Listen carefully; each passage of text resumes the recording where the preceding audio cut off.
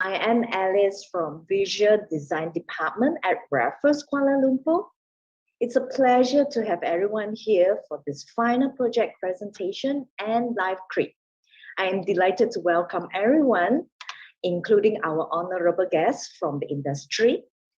Now, I would like to introduce our first judge, Desmond Lee. He has a history of working in the computer games and animation industry. Currently, he is the Chief Operation Officer at Appxplore, also known as iCandy.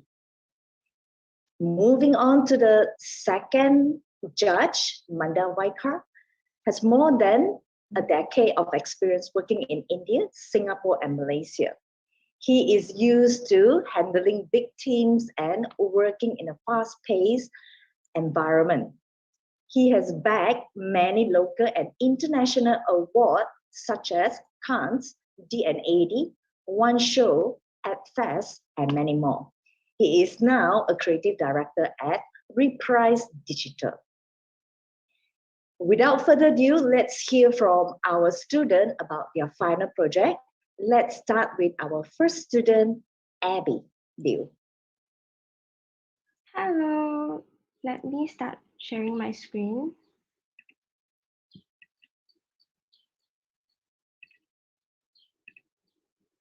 Can you guys see my screen?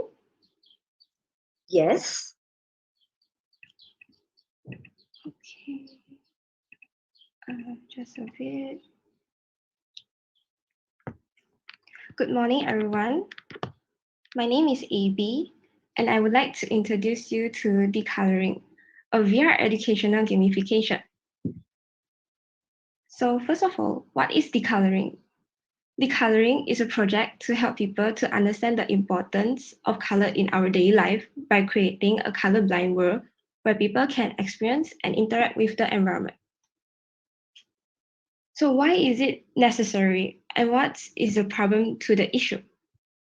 These days, we all take advantages of the color in our daily life because most of us have perfect eyesight.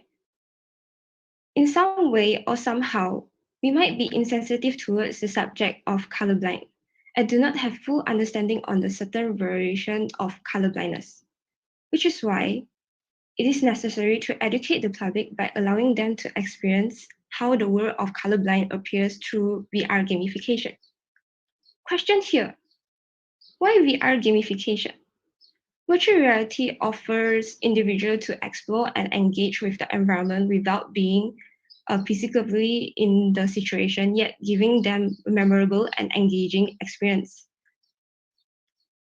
By adding game basic elements, it helps them improve motivation and to understand better on colorblindness. According to the insight, there is 75.4% participants cannot imagine their life without color. And also, there is 93.4% of most of the participants agrees color affects in choice of food. And 61 participants in this research, it shows that there is 61 participants join this research. And from there, based on the above statistic, I've narrowed down to 3 user persona for this project. This following will show different occupation, which are graphic designer, nutritionist, and also fashion designer. So the first user persona, one would be Adelaide. She's a graphic designer and she would want to be able to understand how the shades of gray works in the color blindness world. Second is our Liam. He's a nutritionist and he would like to understand more and experience as a colorblind people so he could feel and know what's the difficulties his child is encountering in the daily life basis. Lastly, our third user persona would be Evelyn. She's a fashion designer and she wants to further understand the characteristic of colorblindness. This would help her with her works. How to reach out the public to experience and understand what the colorblindness world looks like without having them gather in an event. It is through a website. So why website? It reaches out a wider range of people through website, and they can easily and whenever and wherever they want, as long as they have internet connection. And this can be a long-term project with minimal cost. So how does it work? When users enter to the website, they will see three major sections, which are VR game about colorblind and color palette for public use. This website encounters users to browse the VR page first. They can experience and play the game while understanding being in a colorblindness world. If the user does not wish to play the game, they can still access to the information page. Both pages will lead them to a color palette page for them to interact with before ending the journey. So moving on to the core feature and the VR gamification, I've designed some scenario as a food festival. As for why food festival, it is a common ground for people to relate easily. So now, who doesn't love food? Because I believe that most of the people love food, and it is easily taken advantages on the importance of food color in food. Food is one of the main source in our daily life and is an important part of any celebration in all nations of the world, regardless of culture or region. So instead of why food festival, I will say why not. The aim of the festival is to get participants involved in choosing edible food while in a colorblind mode. This is to help them to understand the struggle for most colorblindness encounter. To make it more fun, I've created a series of food for participants to select in different stores. So let's get into the game story. In this game story, it all started in this food festival. It is a special festival that occurs every year on the August 6th in KL. It is a day where people are excited to experience different types of food in the festival. On the day of the festival, Liam gets us to sample a variety of food and beverage, and he can't wait to explore. Unfortunately, there is a colorblind evil magician who is jealous of people with a perfect eyesight and love food. He wants people to know how it feels like in his shoes. So he places a magic spells on every people that comes to the festival. So here is our Mr. Bluton, the evil magician of the game. He was an exceptionally skilled magician until he caught into a curse for losing his perfect sight from a match. Slowly, he caught himself in jealousy and anger.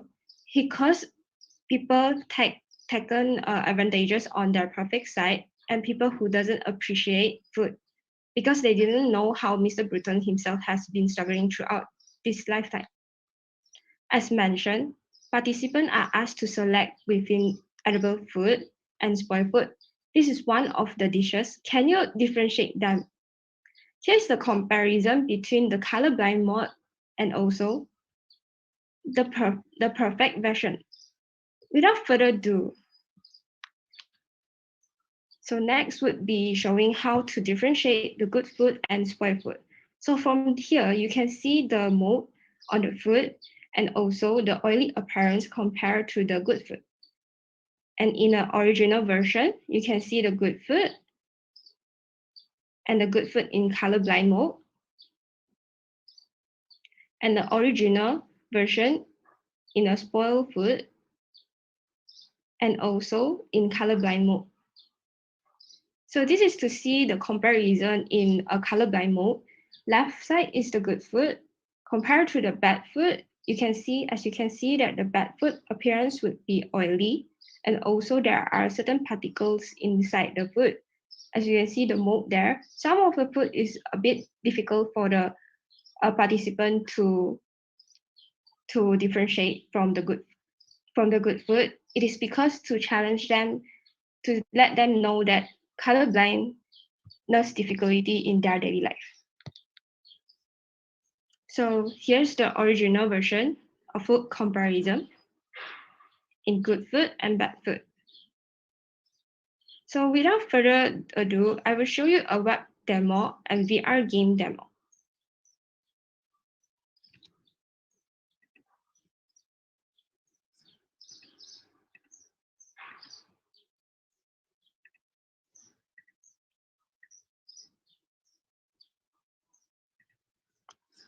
So this is the look of the website, and we will see a navigation bar on top with 3 major sections, which are the VR game, about color blindness, and also color palette, and contact us.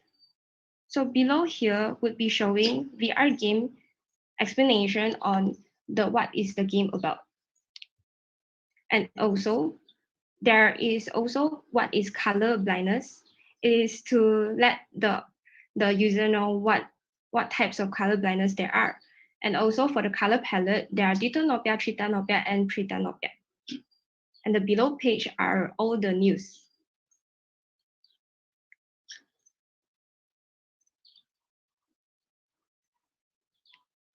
So the website encourages users to browse through the VR game page first.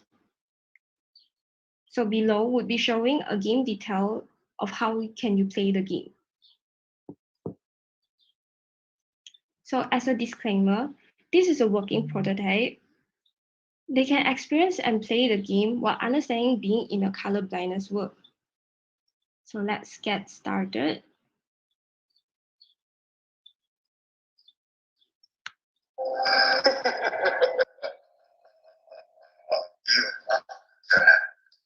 I have casted a spell on you. The spell can be broken by choosing the right foot in the colorblind world.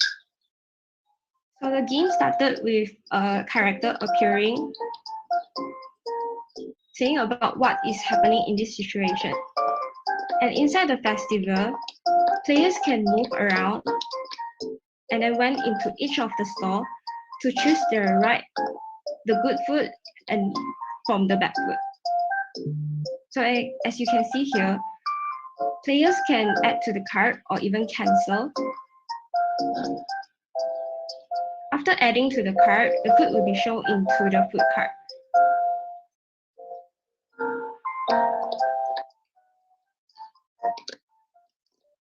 The food festival would be showing types of food in each store. So players can pick their food, pick the right food on the store.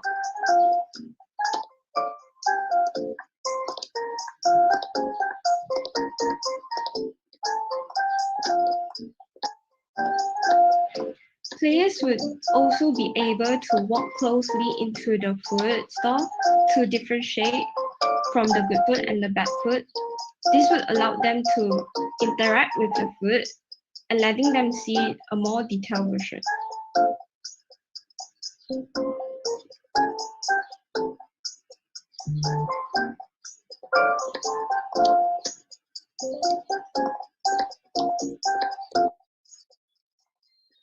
There are also characters inside to let the festival seem more lively. And also inside the food store, one of the food store, there will be having small details of food on the table. Players can choose the food on the table. This is to allow them to know that in food festival in the real world, there are also stalls that provided chairs and tables.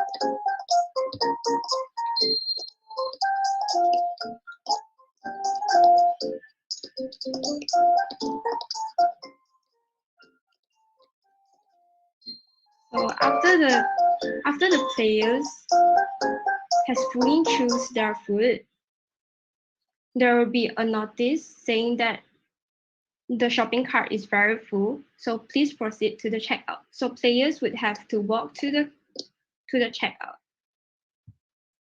Mr. Bluton is there waiting for them to get. So as you can see here, why did I win? It is because that I have good food more than the bad food. And then to win the game is to collect more good food to gain points rather than the bad food. Players can either restart the game or exit. So when they exit, they will went into the website. And after that, users would be able to went to the colorblind page to further understand on what does color blindness view in this environment, food, clothes. And for food, why did I place meat, type of meat? It is because that color blindness having a difficulties in choosing the right meat. And also in clothing, they are also having a difficulty in choosing their right fashion clothing from the color that they have seen. So color palette would be having diptanopia, tritanopia, and photanopia. So users would be able to interact with the shapes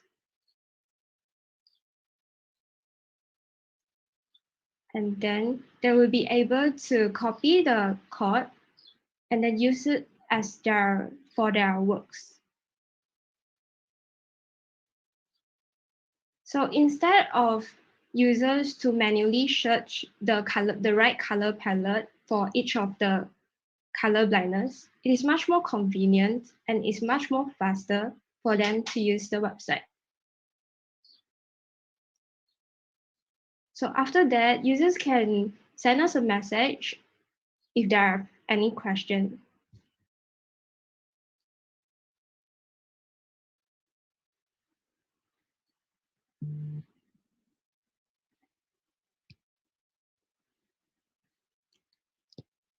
So let's get back into the slide. So through the project, I hope that the public will make full use of the color palette while producing their creation. To conclude this presentation, color is a power which direct influence the soul. It doesn't cost us much to be a little more considerate and thoughtful. And that's all for my presentation. Thank you. Thank you, Abby. Now let's hear it. Here's some comment from our judge. Okay. Yeah, Desmond. Hi. So just a few questions first before I give my further comment. Is that a group project or is it all done by a personal, just one student? It's an individual project. Individual, okay. So you did all the 3D and Unity asset? Yes. Okay, good. Okay, so just a quick comment. First of all, when you say a VR is quite misleading. Actually, it's not a VR. So the definition of VR, actually, you have to wear goggles, like the Facebook VR and whatnot. So to me, this is more like a 3D space gamification, not really a VR. So when I see the title, I am actually expecting you actually have to be immersive in the virtual reality. So which is not. Okay, so just a quick comment on that one. Then let's see. Okay, moving to the game. Just a few comment also. When you just started the game and you have the character moving, and maybe the dialogue box don't move along with the character because people can read, right? So you don't just have to move the dialogue box together with the characters, right? And also, to me, I think what is lacking now in the game is, you show some gameplay, but I think for more users, they might not understand how the gameplay works. So I think a tutorial might help, right? So tutorial is important. Then first thing, tutorial. And then also, would that be possible to use real picture instead of like drawing? I'm really not sure that aspect, whether real drawing would actually give more visualize to the player. And also, perhaps once people choose the wrong foot or right foot, maybe there should be an explanation on how you differentiate. This is a good and bad foot, right? So I might get the wrong answer wrong, but I don't know why. I might get it right, I don't know why, right? So if there's an explanation on why this is right and this wrong, then I think that would helpful. Yeah. I think my comment for now. I mean, there's a few more, but yeah, maybe move on to the next. Thank you, Desmond. Okay, moving on to Mandar. What do you think? Hi. First of all, I think the subject is pretty interesting, and I like the way you're trying to educate. Of course, there are a couple of things which I want to basically highlight, and I think you can work on this. Is one is when you are trying to educate me or trying to make me explain the life of a colorblind person through a metaverse or a game, and I think Desmond is absolutely right on that. Where I struggled was I get all the different food you're trying to teach me through. I think as a normal audience who has no idea about this, I struggle. What am I doing? Because the world is great. Of course, I understand the prototype, but the objective of doing this is to educate me and make me realize that, hey, this is the world of colorblind, and this is what they go through, and this is a demo out of what we've done to help you all understand what it is like, right? Which I thought was missing, because like I think one of the points also which has been mentioned was about, I think you need to give more information there. It just felt like, example I'll give you. I'm sure you visited Tiger Street Food, right? Yes. So for me, this is another. Of course, it's your version of the place, but the reason why you created it, I felt kind of went down versus you went into more of explaining what it is like, what it is, and I do this food and all. But I think you need to come back to the reason why you've done it, okay, which can be better. And I also feel you should educate me in one space. Don't take me back to a website and bring, if you're telling me to go there, then let's educate people there at that particular space, I feel. So that is what I found. But I like I said, I think kudos to you in terms of taking this subject and making an effort. And I understand, of course, it's a long journey, but these are a couple of my feedback I would like to add. Yeah, but good job. Okay. Thank you. Yeah. Thank you, Mandar. No worries. Okay, good job. Now let's move on to our second presenter. That will be Lee Su-Ann.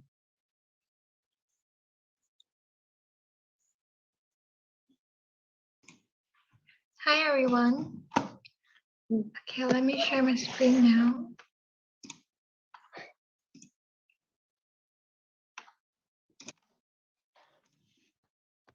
Can you guys see my screen?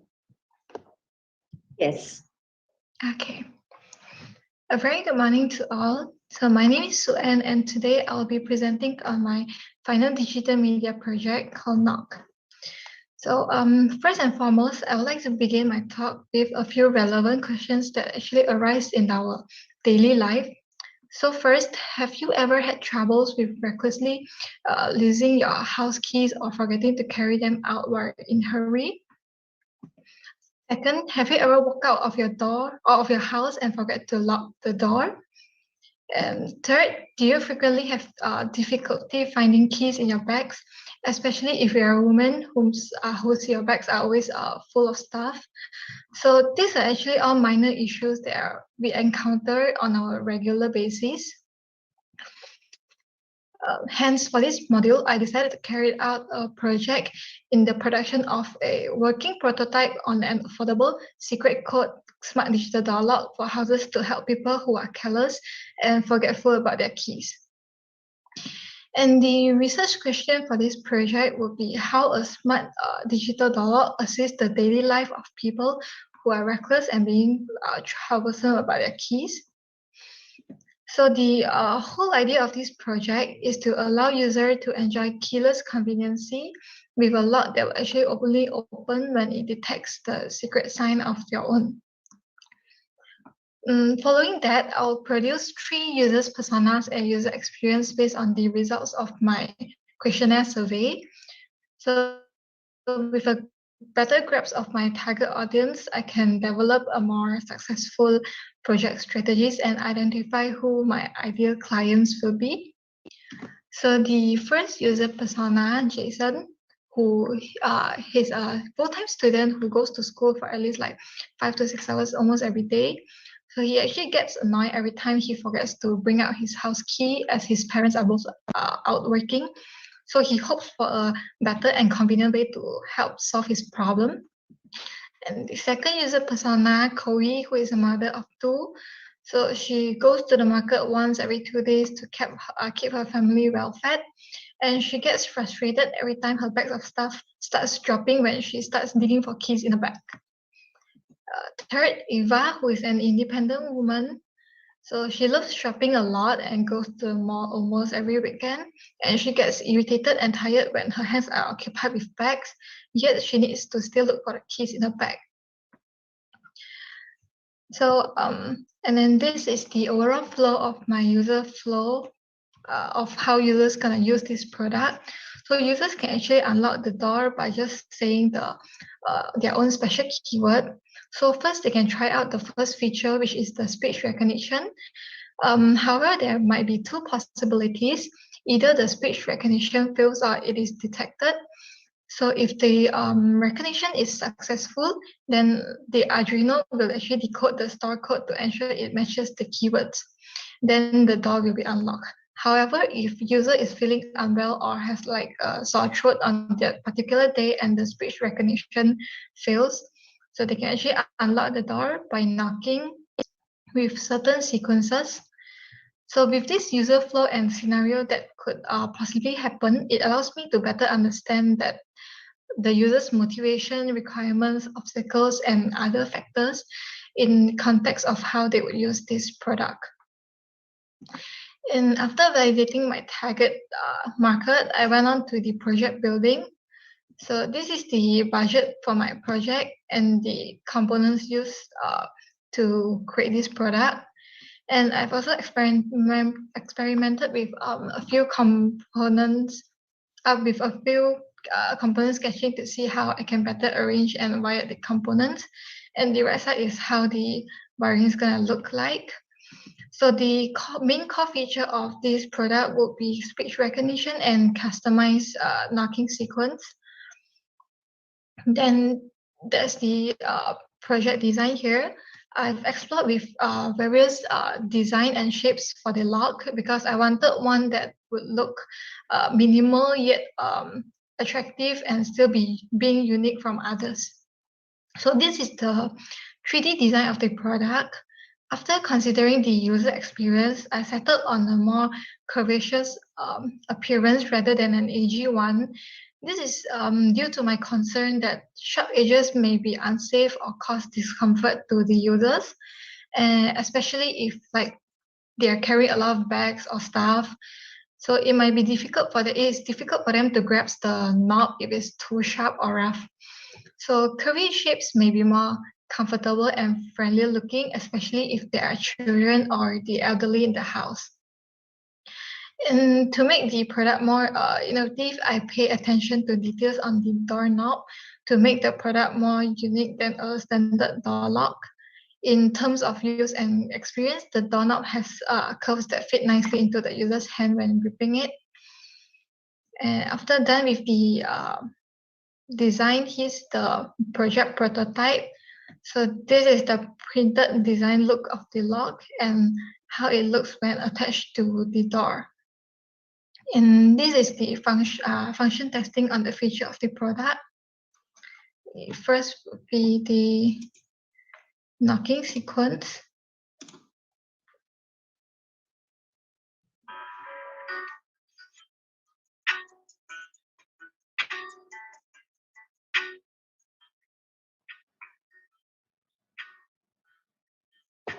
So users will first have to save the keywords.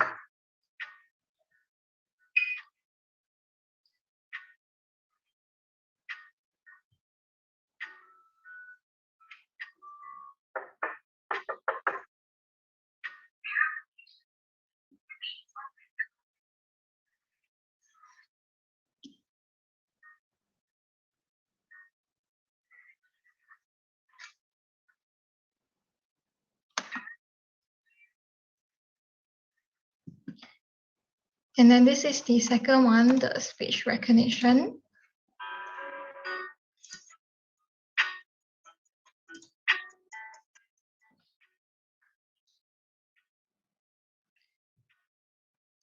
The same way as how it would save the password.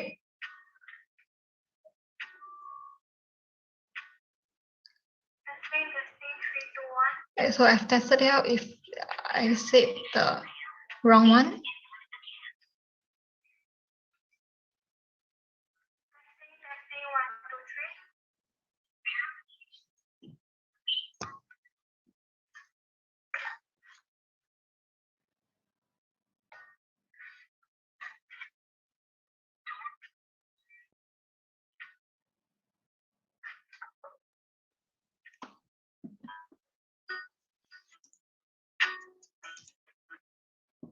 Okay, so move on to the deliverables.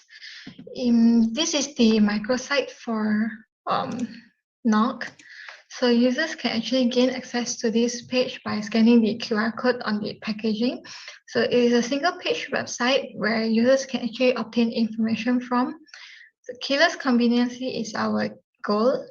So users can actually click here or scroll down to get to the information they want. So this is the benefits: multiple sharing access, easy smart unlocking, slick updated design, and intelligence brings convenience. And then comes our vision, where we wish to change how the way world thinks about the locks, where we want to fully meet the needs of various scenarios and home automation. So we provide you with more than one unlocking method.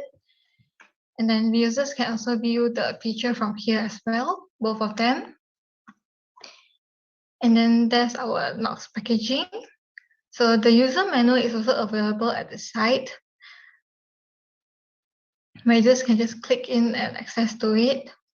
So there's information on what's in the box as well as how to save your locks keyword. And after consideration on some problems that might happen, users might find it difficult to look through a website each time they wish to save the keywords. So to make things easier for them, an A4 size manual can be downloaded and printed. So as a result, it's convenient for users to just store the printed manual in the house drawer so they can reach to it easily. And here users can actually subscribe to us to get to the latest news or information from us. And if users face any problems, they are always welcome to contact us using our live chat, and we will get back to them as soon as possible.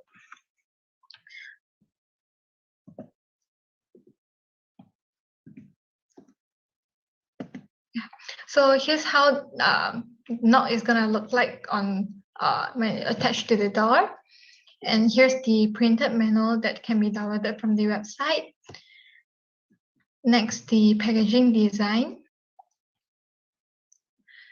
But everything you imagine can be real. So we are not just a usual door lock brand like others in the market.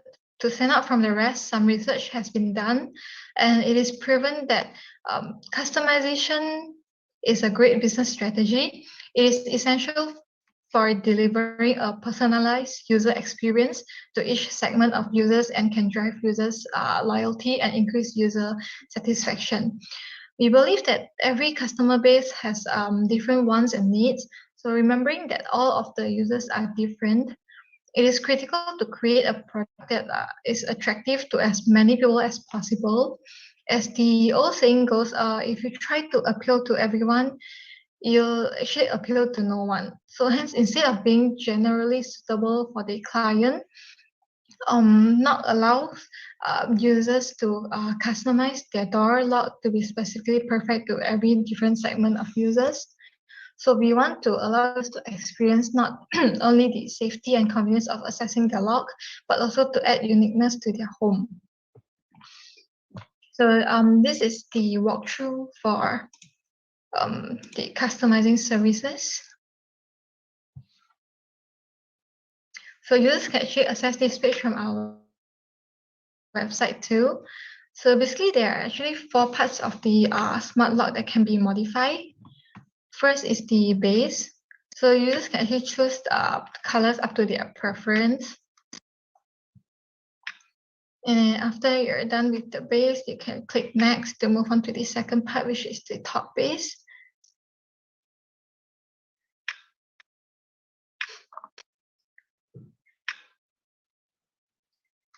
And then third is the stripe lining.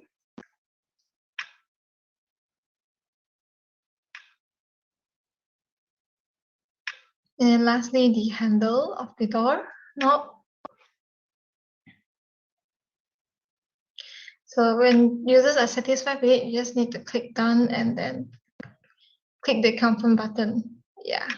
And then you'll receive an email confirmation from us. Oops, sorry. And then last but not least, we see many possibilities in Knock to expand broader in the future. So we can actually enhance on the features of the product. For example, using biometric system, we could increase on the security and prevent fraud. The sensitivity, accuracy, and efficiency is higher as well. Since biometric system like voice recognition, facial or iris recognition are non-transferable, where everyone has a unique set out of it. Besides, we can also upgrade on the customizing services. Other than allowing users to customize on the color only, we can allow users to actually customize based on their own like maybe patterns, or even do name engraving for their door lock. So last but not least, don't let your dreams be insecure. Protect them and protect yourself. Thank you. Right, let's hear it from our judge, Desmond. You want maybe Mandar go first? Okay, okay, sure.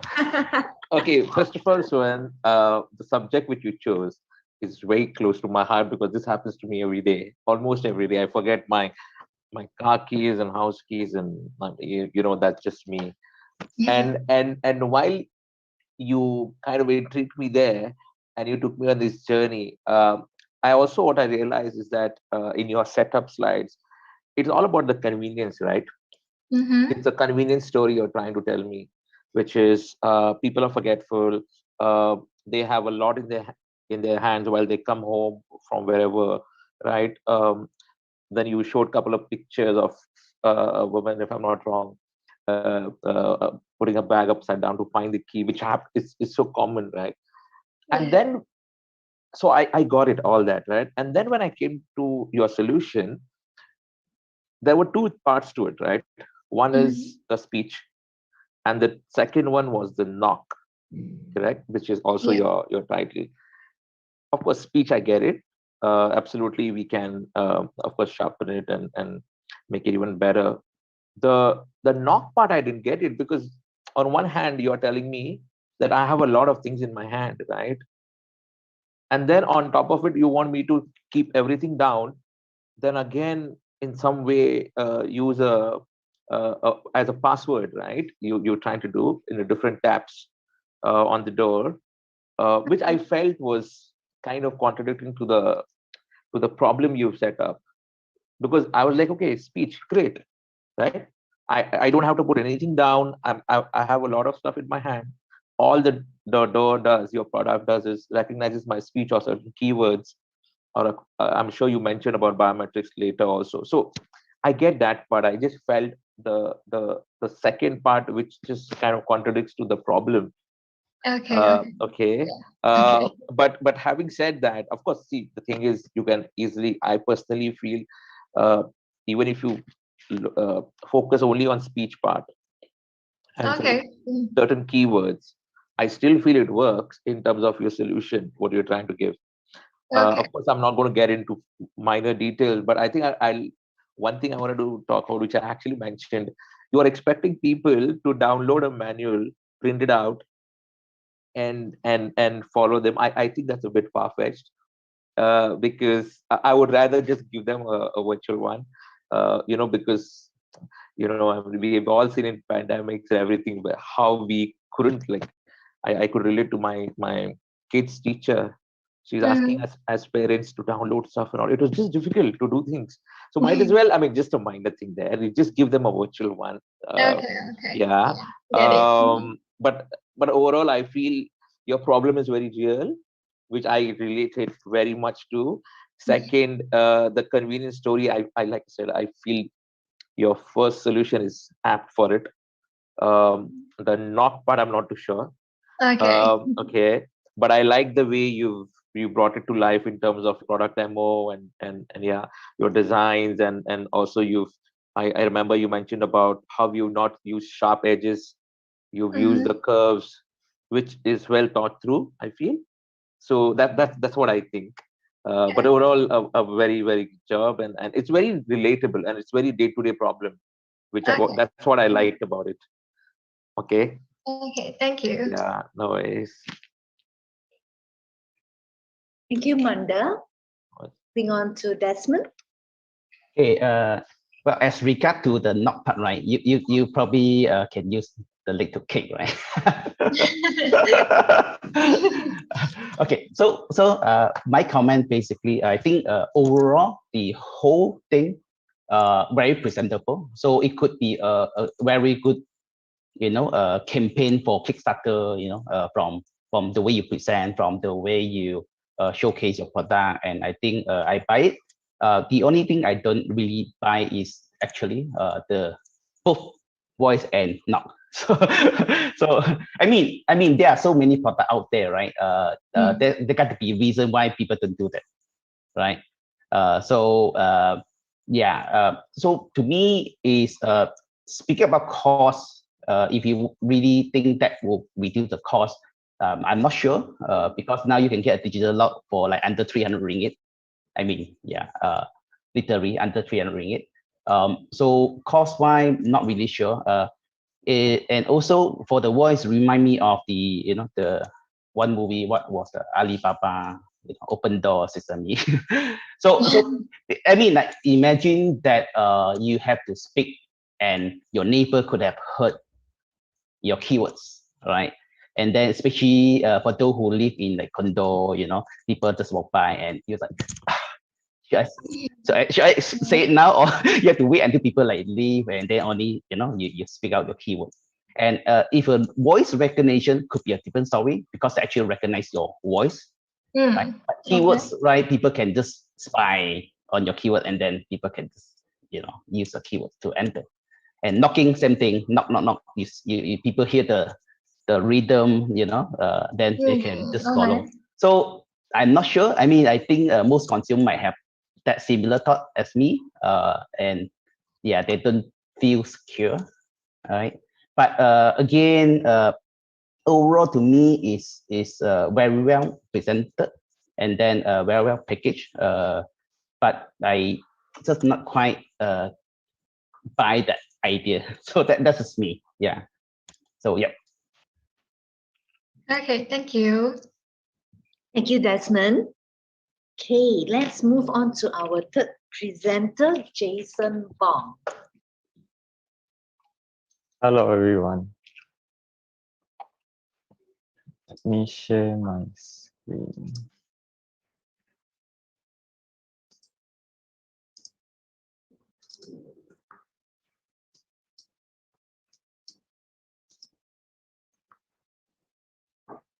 Okay, I will begin. A very good morning to everyone. My name is Bong Shen Yang. Today I'll be presenting my project titled Coral Reefs, Corals View. And let's begin.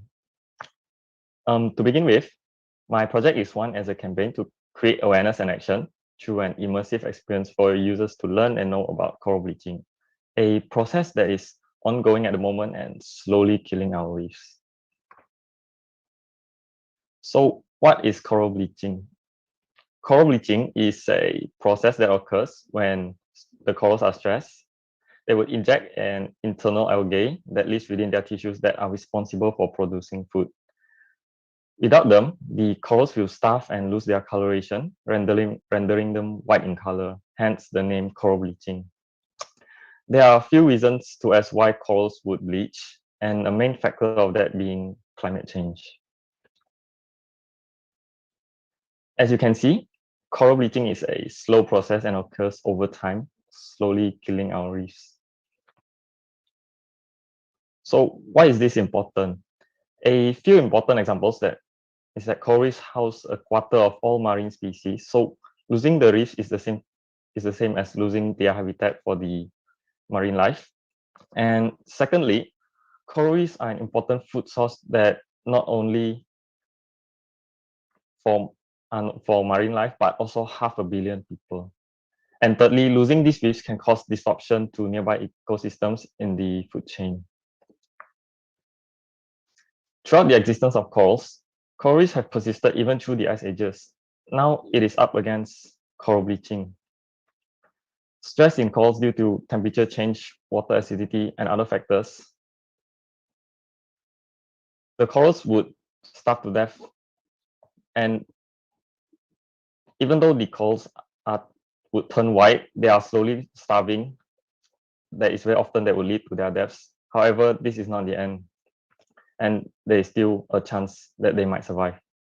So here comes my problem statement.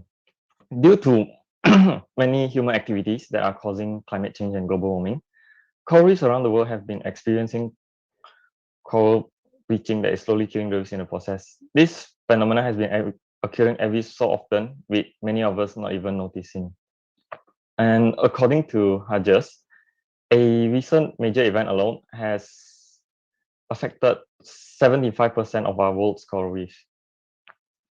With this in mind, the objective of my project is to educate and create awareness of this dire situation that is happening in Malaysia, which has plenty of surrounding coral reefs and also around the world.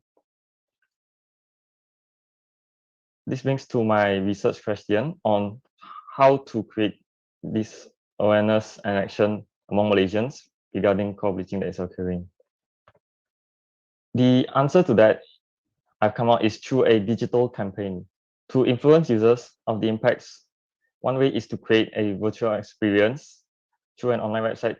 And this is effective when it comes to reaching people, for it can be done within their homes where users can explore the virtual reef. From my research, I have created 3 user personas. The first is a college student named Sophia. She is unaware of the current situation going on, but is curious and interested into knowing what this coral bleaching is about. My second user is named Wong, a working adult who often explore tropical destination sites while not working. And however, Wong has noticed the strange colors of the coral reefs and interested to learn more and wants to help out. And towards my third user is a young adult named Sam. He is working as a tour guide and is aware of the current situation. However, he does not know the ways that he can help impactfully and create awareness. With my 3 user personas laid out, the flow of the website begins upon landing on the homepage, where users can explore the virtual reef directly. After exploring the virtual reef, users are interested in knowing more about coral bleaching and what the current efforts are to save the reefs. Wanting to help out, the user enters the support page and are given options. Starting from donation towards divers, sharing online, and learning how to reduce their carbon footprint.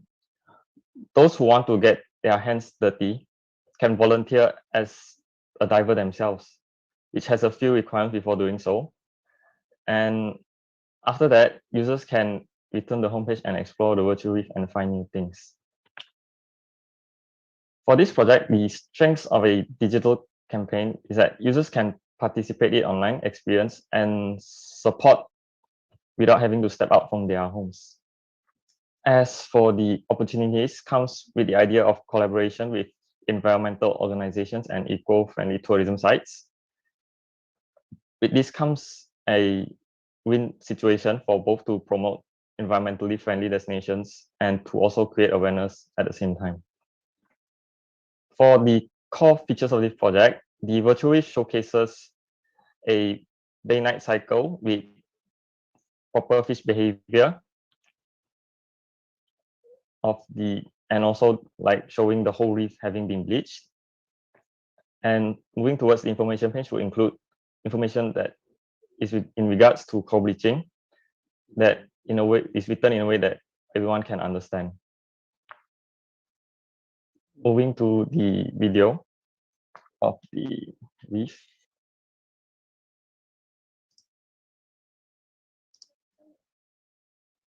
On the website, users will first land on the homepage with an introduction of this project and the virtual reef, where users can dive right in.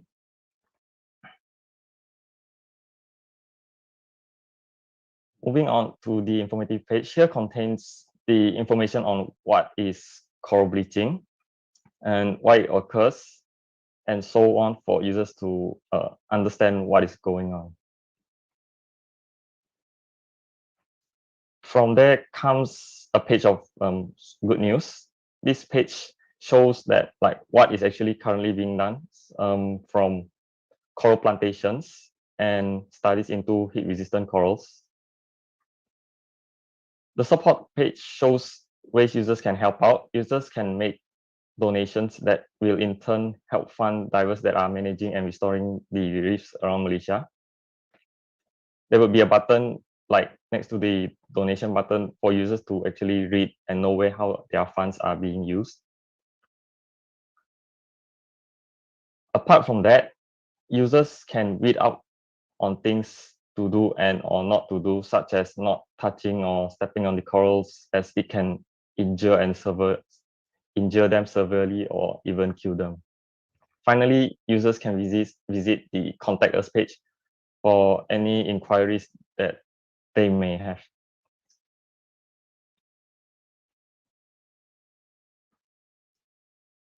And moving on towards the virtual reef. This virtual reef is a created environment for users to explore and experience what a bleached coral reef would look like. There are no goals or tasks to accomplish, such as in a game. The idea of this is just to provide a sort of freedom for users to explore around, sit back and like enjoy the fish swimming around, or even days turning into nights. This is since coral reefs are not easily accessible to everyone on a daily basis.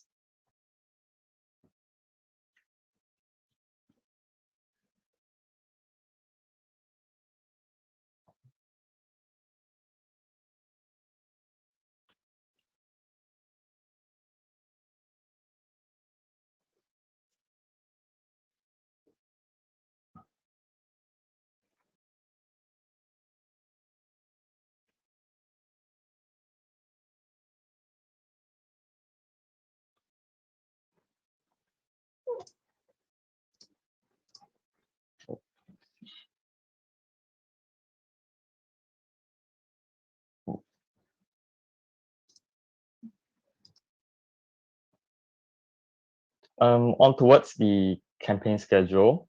And so here is the overall timeline for the campaign. The campaign begins with a teaser post, and followed that is a preview of the virtual reef. After that would be a shout out to a collaborator, with Reef Check, who are actually the ones who are looking for volunteer divers around Malaysia. And on March 23rd, World Climate Day would be the day launching of the website, with follow-up posts such as the project introduction and the virtual reef. After that are the content posts, from informative facts, tips to be responsible as a tourist, do not damage the environment, and many more. So this is how, we will also have posts that we can engage with the community, and also to further increase the interaction. And this is how the Instagram account would look like.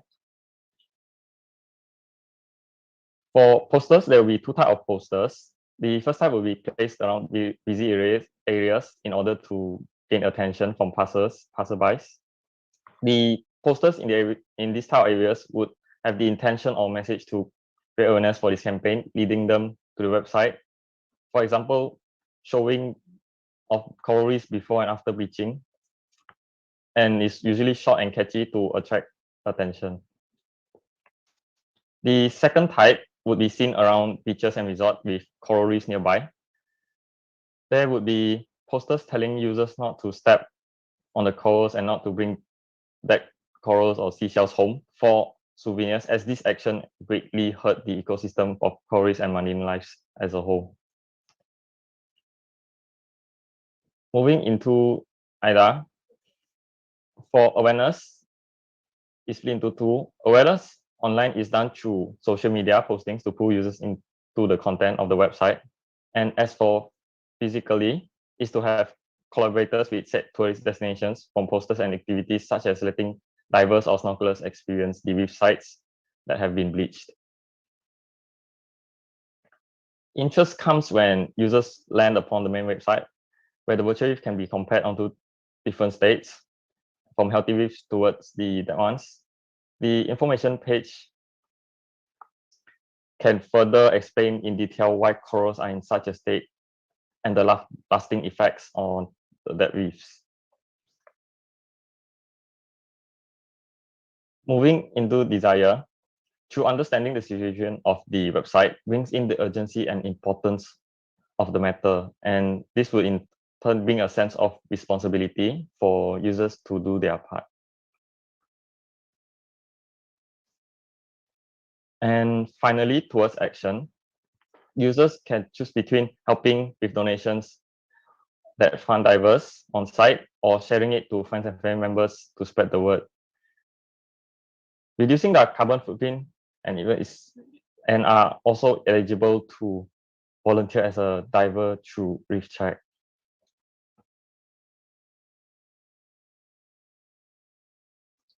With that coming to an end, I leave you with a question of what will happen when it's too late and most of the world's reefs are gone.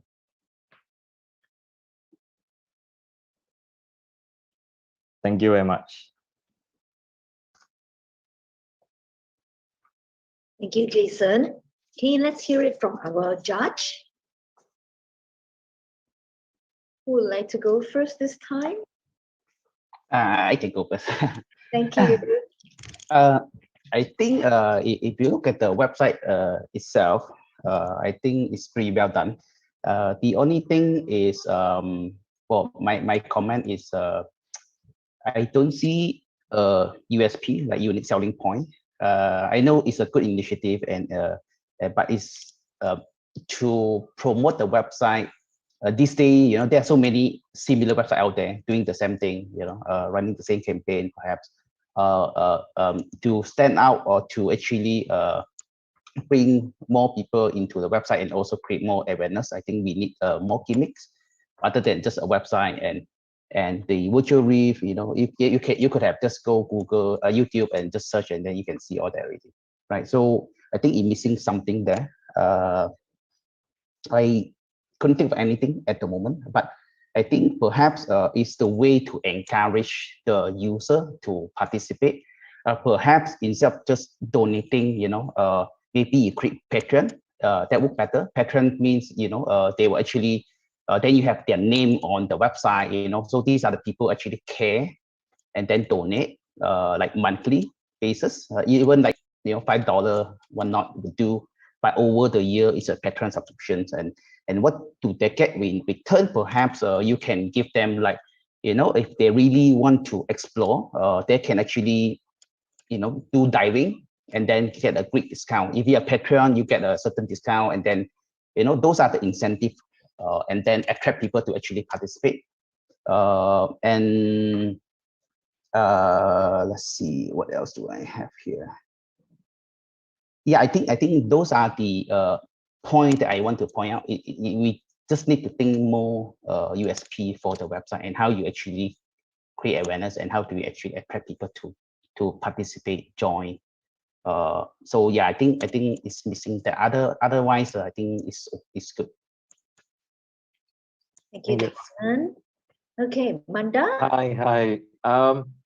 I think I'm aligned to what actually Desmond just said, which is this problem is very serious, right? And a lot of people out there have are trying to do their best, not just in Malaysia but globally, right? I think the issue, what you rightly said, is because of climate change, right?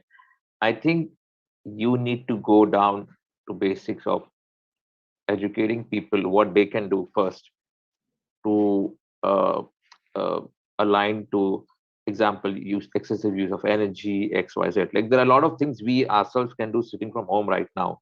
And two, I felt that you are not really addressing the issue because you brought this to life life, but you're not telling me what I need to do or how can I help you, because you've created a virtual world which I can see, and rightly so, which Desmond pointed out, which is I can go on Google and I can, we all can do these things. It's just that where we are at a stage wherein if we are going to touch this subject, then it better be something which I can experience myself, because not many of us know this. If you talk about diving is an expensive hobby, I would say. I mean, of course, I want to dive, but you got to learn it, and not many people can do it. So maybe is there a way we provide diving solutions or diving trips which are absolutely example, right, at a 20% cost, or even you need a sponsor or something to for people to actually experience it. Because I remember I went to Tioman last year, a couple of years back, and I exactly saw what you just showed me, and it is just that I first of all I didn't know it was bleaching because it was new for me as well. It's all the colors are white, and I had just gone for a snorkeling trip. It just for me, what I kind of is also answering questioning myself is what can I do, because I can't go diving every day. It's a hobby. Two, I need a solution which actually is workable, which genuinely helps. So that, like I said, that very point you touched, which is the climate change. How can I help as an individual? See, you can share with me n number of things, right? From your posters to your, you've done a lot of things there. But if you don't tell people what they can do or how they can contribute to this, it just will turn into another digital gimmick, I feel, because the problem is serious, right? There has to be a solution to it, something which, like I said, might be a diving trip. I don't know, like at least maybe right from school, no one is aware of these things. Like if you, I don't know if you've gone and checked the Great Barrier Reef website. Google Street. Yeah. If you see there, if I'm not wrong, they also have things very clearly written of what you can do to help us. So at least I get, okay, this is what I can do at bare minimum, right? I think that is missing in your subject and in your solutions. I feel the subject is relevant out there right now. It's a very topical subject. It's just you need to go back to what are you trying to solve, which I felt again was kind of missing in the overall presentation. But what you're trying to do, I completely get it, but it's just that objective is missing, which you did the setup in the beginning.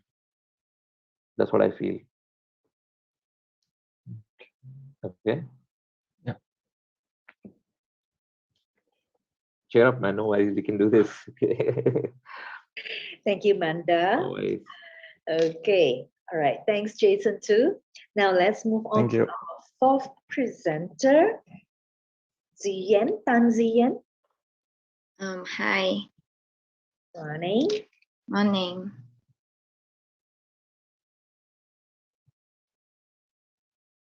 Can you see my screen? Yes. Okay, so good morning. Today I will be presenting on the idea for my project called Appspace. So Appspace is a website that allows individuals to experience virtual exhibition, and they may also purchase artwork that they find interesting while exploring the exhibition. And the website will function as a platform that gathers different kinds of exhibition, giving individual additional opportunities to notice what are the most recent exhibition.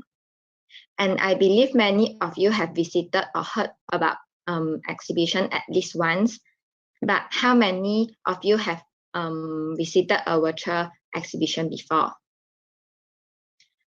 So there are a lot of interesting exhibitions around the world, but it is very time and money consuming if we need to travel just to an exhibition. And also, although the pandemic is getting better, and there are also people still who still will feel stress or fear of getting infected while going out. And there are many restrictions or procedure we need to follow. Thus, some of the people can't really enjoy the exhibition. And furthermore, in my research, due to the pandemic, nearly 13% of more than 85,000 of museums worldwide had shut down because of the pandemic, and 83% of the responding galleries saying that their sales had fallen, and the sales have dropped 36% on average in the first 6 months of 2020 compared to 2019. So my objective is to provide a platform that gathers virtual art exhibitions so that it is more convenient for people to explore daily, and also to boost economic recovery of the art galleries from the pandemic. And the research question will be, how can virtual reality exhibition brings benefit to people in daily and also boost the economic recovery in the art industry from the COVID-19 pandemic? And so here is the solution for my problem. In this platform, we will have virtual exhibition, which is our primary feature, and also online galleries, which is our secondary feature. And for the virtual reality, there are more and more people also start to use it because it does not need any traveling issue or restriction. You can just put on your headset and start to explore it. And due to the pandemic, the behavior of the consumers toward online shopping has changed. There are more and more people buying their stuff online because of the conveniency, and also do not need to have any risk of contacting with others. So based on the research result, I have come up with 3 user persona, which can help me have a better understanding of what my users need, experience, behaviors, and goal. And this is my first user's persona, which is Phoebe, an art student. She felt disappointed because of the pandemic and some of her favorite exhibitions got cancelled. So she hoped that she can access the exhibition from anywhere and lower down the risk of contacting with people. And the second one, which is Fabian, he is an art collector. The frustration that he is facing is the troublesome of the SOP when going out, and it will be very time consuming, and in this period of time he can't travel. So his goal is to access the exhibition in his own place and less time consuming. And the third one, which is the last one, will be Mia, the housewife. She needs to take care of her children, and due to the time issue, sometimes she will miss out exhibition that she is interested in. So she hoped that the time of the exhibition are more flexible, and she can visit it during her free time and access it more easily. So this platform will collaborate with some museum to curate the exhibition and also bring in student works from some art school so that the work of the student can also gain some exposure from our platform. And follow on will be how the project works. So there are 2 features, which is purchasing artwork and browse through the exhibition. And for the virtual exhibition, first the user will browse it according to the category they like and select a virtual exhibition that they are interested in. And following on, there will be more information of the selected virtual exhibition. So for the virtual exhibition that there are some will be paid and some which user need to make payment first and find it on the purchase page. But for the free exhibition, they can directly view it in VR. But if they want to explore more, they can add it to wish list and come back if they want. So after exploring the VR, some user might like to purchase the artwork, and they can also get to know more information and add it to the cart or to the wish list. And for the second feature, which is purchasing artwork, user can also browse it in categories and select the artwork that they like. And following on, they will get to know more information. And if they are interested, they can add it to cart, or they can add the item to wish list if they want to consider first. So the two core features in my website, the first one, which is the exhibition will be in category based, which is easier for a user to find out what they are looking for. And furthermore, the exhibition, some will be paid and some will be free, so user can try to experience it first.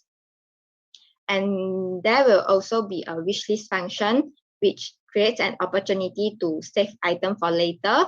So when the user felt that they want to get the item, it's easier for them to find it back. And the website will recommend the user according to what their preference is. And this is the prototype demo about the project. This is the homepage for the website, which first part are some introduction about what is this website doing.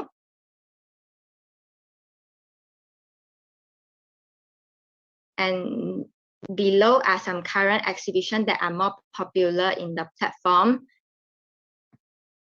And the below one will be the artwork that are well known in the platform. And upcoming one will be the upcoming exhibition in this platform. So the exhibition and artwork are recommendation that appears on homepage are according to the user preference.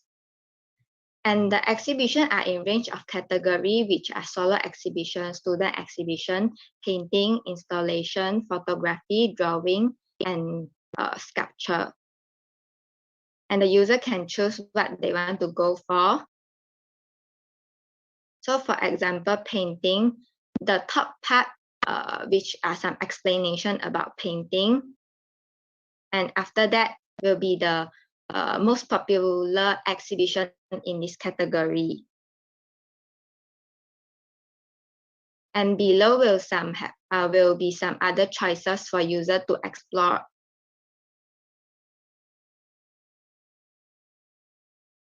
So for example, I have chosen the this exhibition to explore. And from this page, the user can know the information about this exhibition. And the exhibition in this platform will be free and paid. And so this one is a free exhibition. And user can choose to view it in VR. Or maybe they can add to the wish list first. And below are some preview exhibition for the user that are in this category, so that the preview of the artwork can let them know what is in the exhibition, so that they can know what is it that they are interested in. So when user decided to view it in VR, they can click on the view button and reach to the VR page.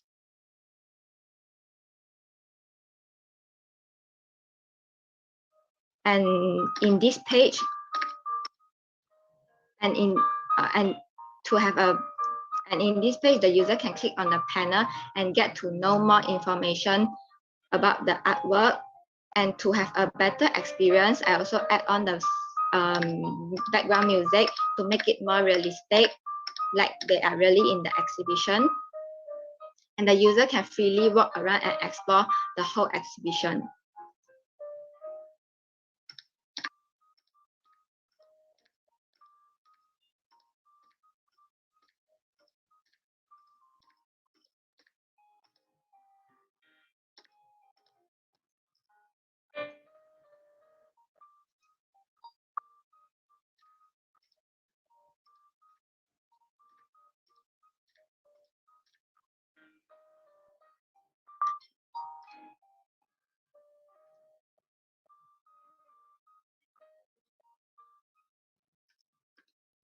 And after they complete the VR, below are some artwork that can be purchased in this exhibition. The user can add it to cart if they are interested in.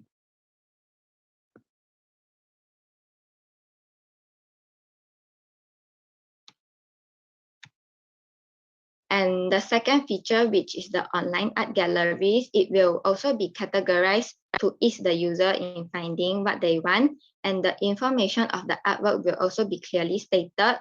When user purchase artwork, they can keep track their order. So this one is the demo of the project.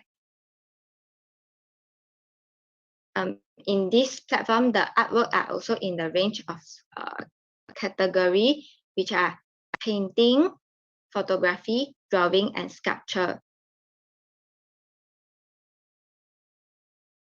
So for example, sculpture, on the top part, we will also have some recommendation on the popular artwork in this category, and below we'll have some others artwork in this category.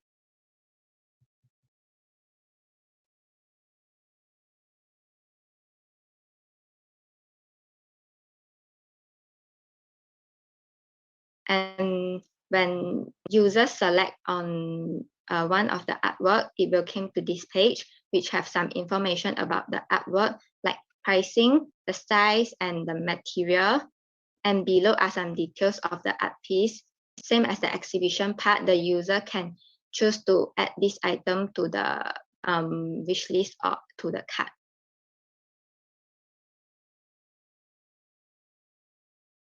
And here is the place which user can find what they have added to the wish list. The audience can also filter what they want to find for the item like exhibition or like artwork.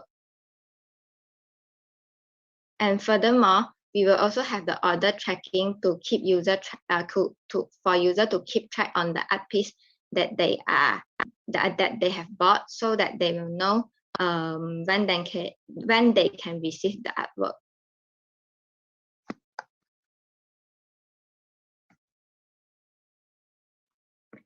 And for the further improvement for the virtual exhibition in the future, we can have a better outcome, not only restrict the exhibition in indoor museum, we can also create it outdoor and also curate it according to the style of the artwork.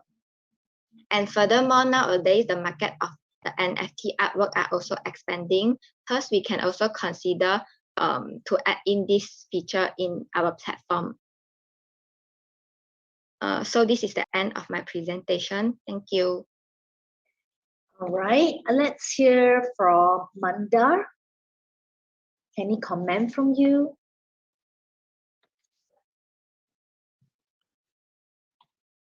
Can you hear me? Yes. Yeah. Okay. Hi.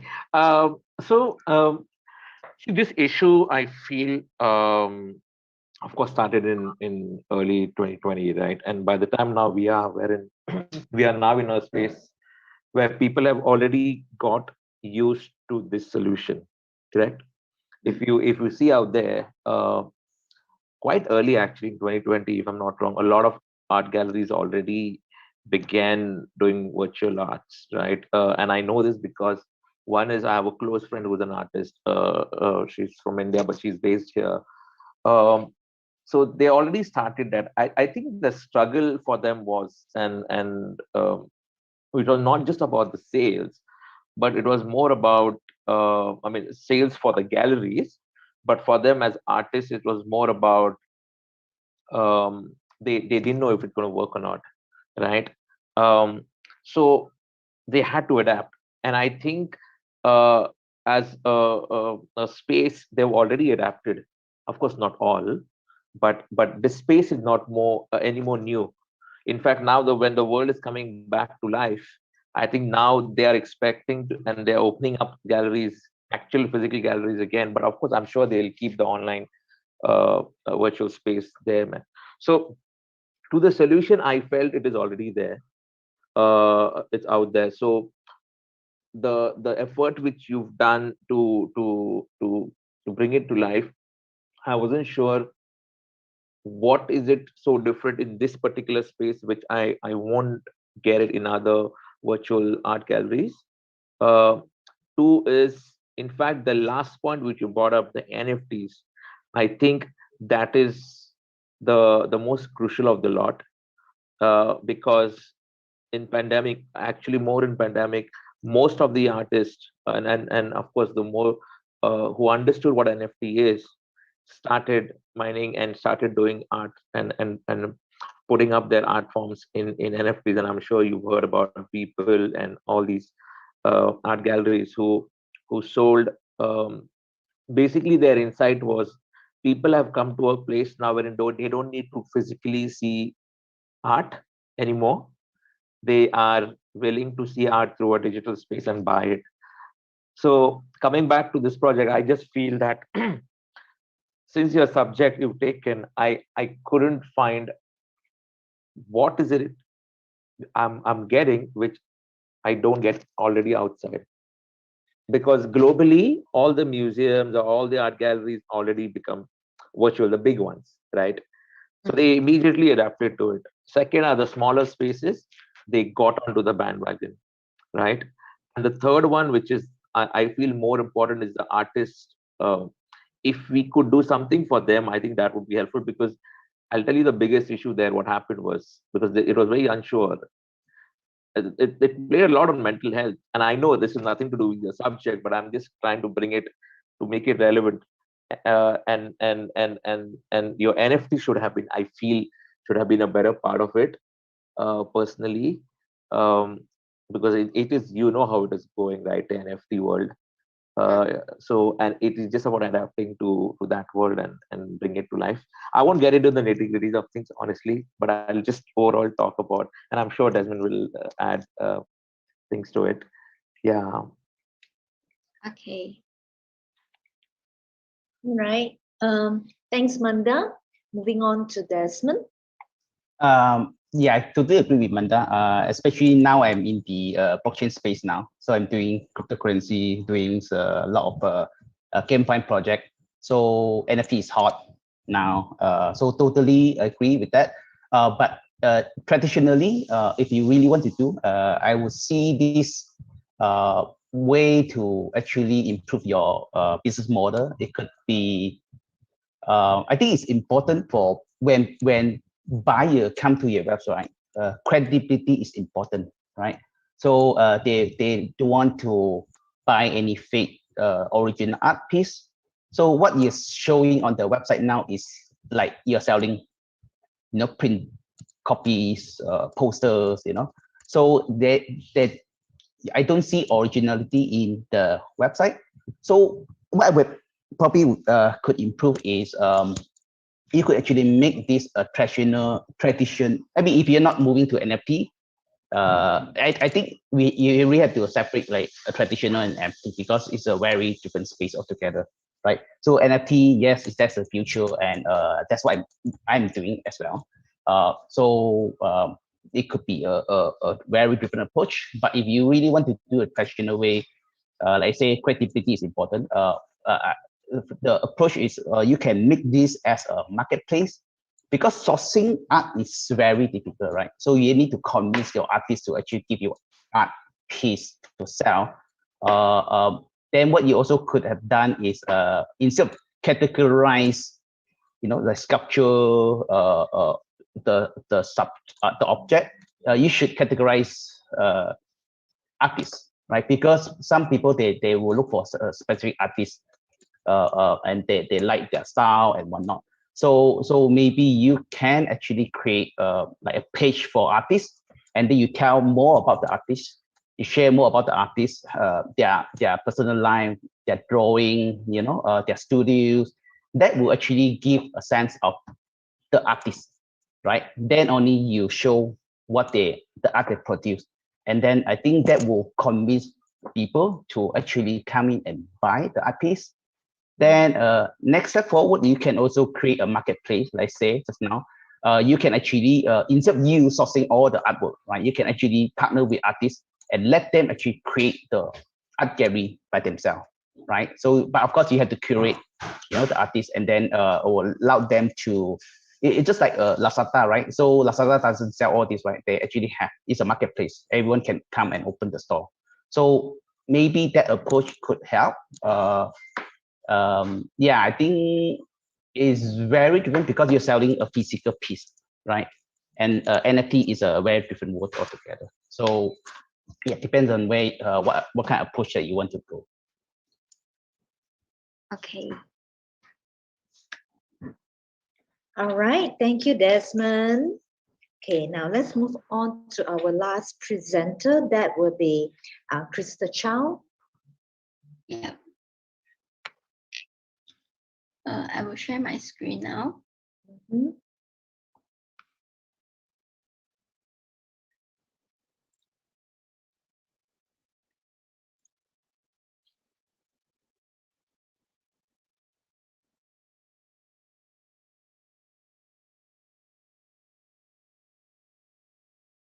Can you all see my screen?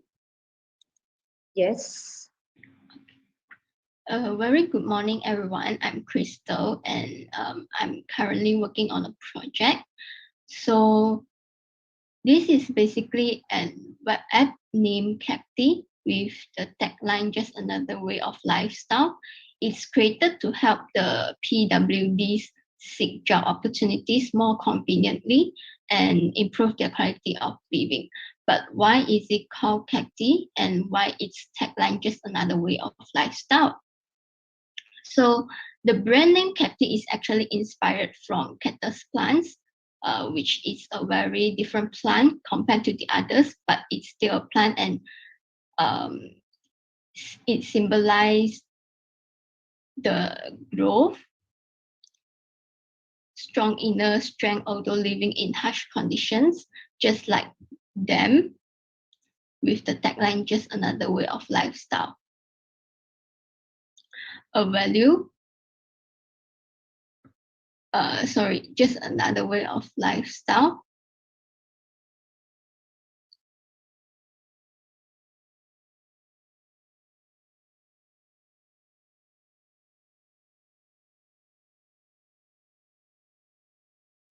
My line a bit lag. And then just like the tagline, just another way of lifestyle, a value and perception that we wanted to spread out. Green as our brand color to symbolize growth, and friendly, which we have characters created for this project to represent them. So who is them that I mentioned? You will get it who is them throughout the presentation. Now, let me go into the issue that I'm working with. According to the research from Malaysia Disability Development Department, among 32 million Malaysian population, there are 460,000 of registered PWDs. PWDs is actually the official short form of person with disabilities. But what's more is among these 460,000 population, there are those who registered and documented as PWDs. So imagine the unregistered ones. There are actually more. And the population of PWDs are still increasing nowadays. But what's more shocking is that in 2008, there are only 581 who are working at the government sector and only 10,000 who are working in the private sector. Although there are slightly increasing of them being employed, but there is still 95% of them unemployed till nowadays. So why is this still happening in the current days? Based on the research, it caused by three main factors. The first one, social label and misconceptions. In most of the times when people saw PWDs, they will like automatically place social labels on them or even have impressions on them. And in most perceptions, people feel like PWDs as a cumbrance, burdens, need people's help to take care of them, or needs the rescue allowance from government to be able to live. We can't deny that people using wheelchair having some impairments, it cause some impacts in life, but this isn't the reason to see them as people who are not normal or people who are weak or don't have ability to do something, in which this is actually not caused by the disability itself, but it's the society that places the social labels on them. And these social labels becomes a barrier for them being a complete member of the society, which it leads to the second factor, that they lack and no access to education or training, as well as lack community or centralized agency support for job opportunities. that also affects them to have stable income and lifestyle. As mentioned, the word before a complete member of society, in the aspect of sociology, it means they're able to participate in social interactions and value self-fulfillment. The facts that due to these social labels and two other factors, their participation among social development and value self-fulfillment always been exploited. So this has actually caused potential economic waste because they can't get good education or training and jobs, even though they are also part of the country's human resources. And also the fact that what they want was not commiseration. They are actually a normal human too, like you and me, just like some people short, some tall, and some short-sighted, some not. When a shorter people can't reach to get higher stuff on the shelf, we don't separate them for normal people, but white people define them as people who can't do stuff. So they're actually normal people, and it's just another way of lifestyle, like a tagline. So what they want is a fair and barrier-free environment to let them be part of the country's development and to value self-fulfillment. Yes, what you heard, barrier-free environment, is actually means the basis for ensuring everyone can participate in in society and social life equally, but not a pattern for people with disabilities.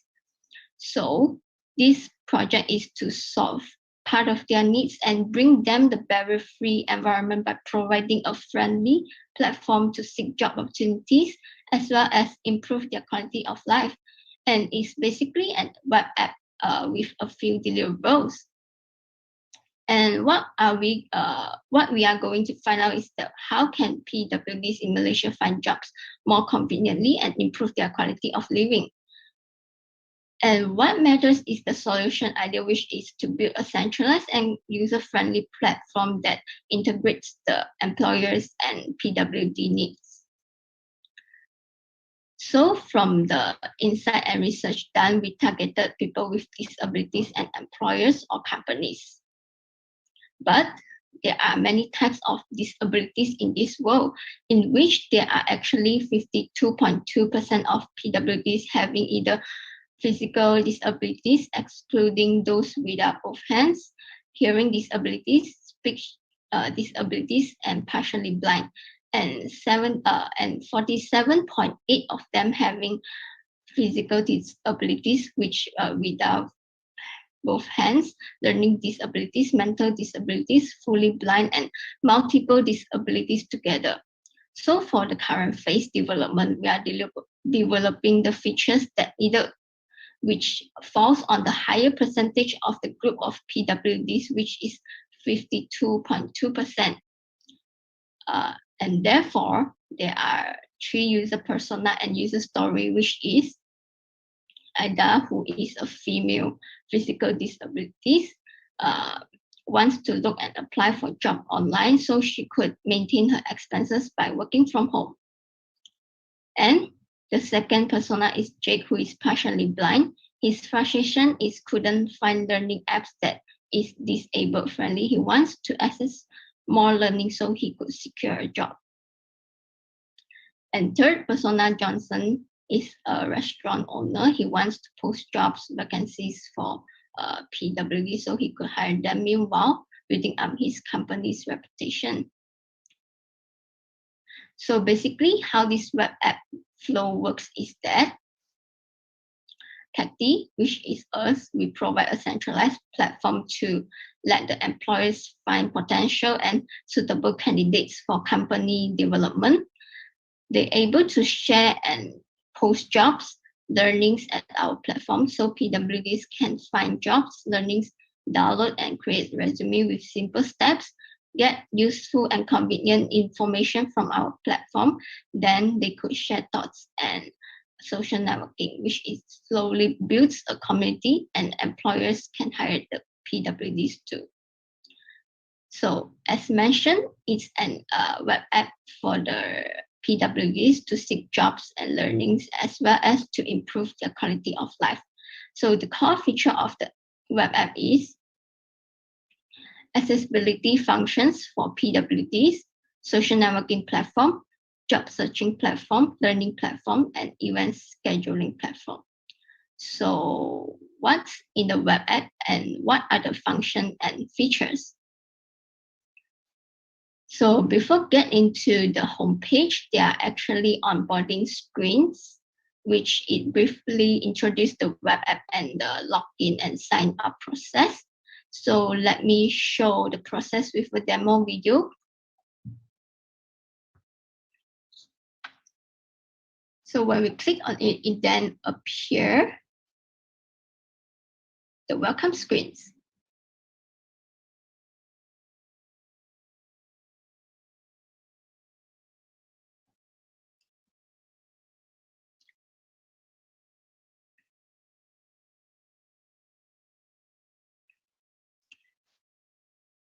So users that do not have account can sign up for an account. Then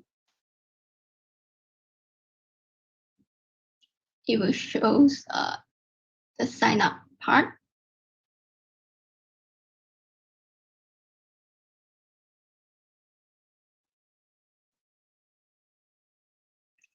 Then it leads to selecting the user types.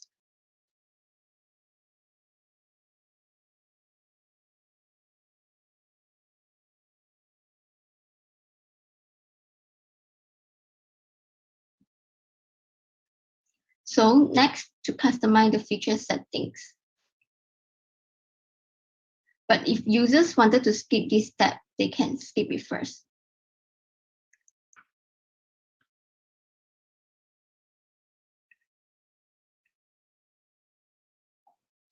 So now what we have next is accessibility features. To ease the process of PWDs in using the web app, we have accessibility features which they are able to customize settings such as sign language and easy mode. They are able to view the whole web app in a larger text and layout without confusion. Now, here's a demo video of how it appears when sign language feature are turned on. So when it's turned on, and when we join a learning, it will actually show the sign language at the top right. Yet subtitles also able to turn on.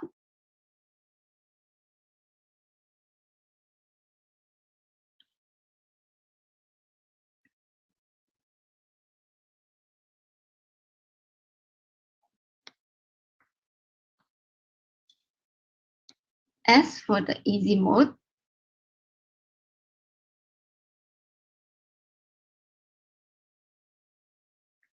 it shows it can larger the text.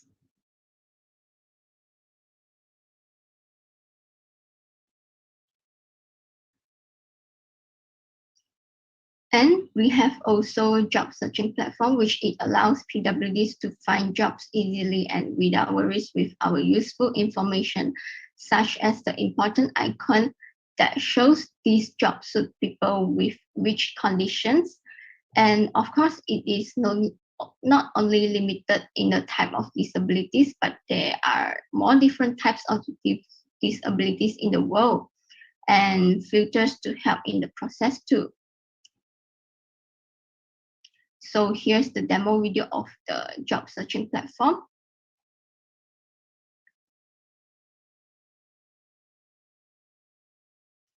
So they are actually recommended jobs following and trending jobs.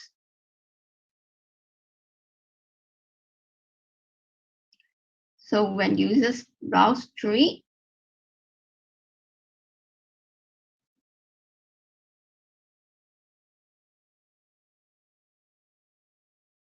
and when click one of the jobs that interested, it shows the overview of the job. And what's more is that we have the details that shows this job suitable for which people with different kinds of conditions and all other details that helps them to seek job that best suit their conditions.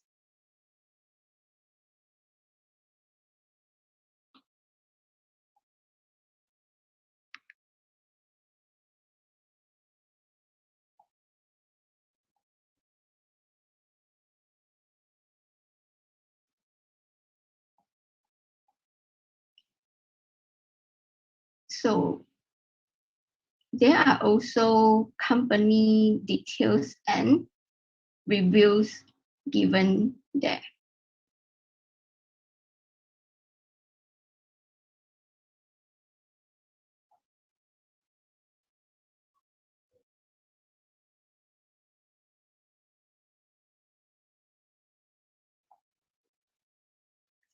So when click on the apply the job, it leads to some simple informations.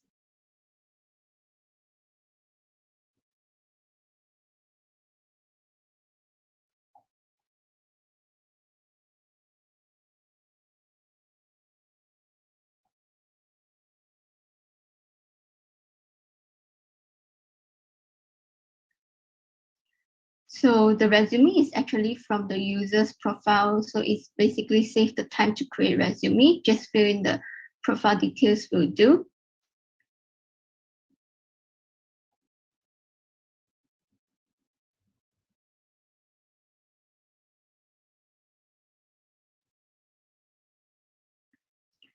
And the last step is to double check all the details, then submit for applications.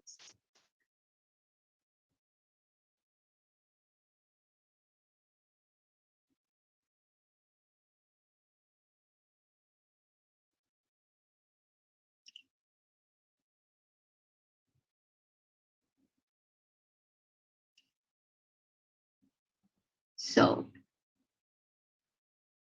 it is also able to filter the jobs based on preference, such as job types, working mode, and more.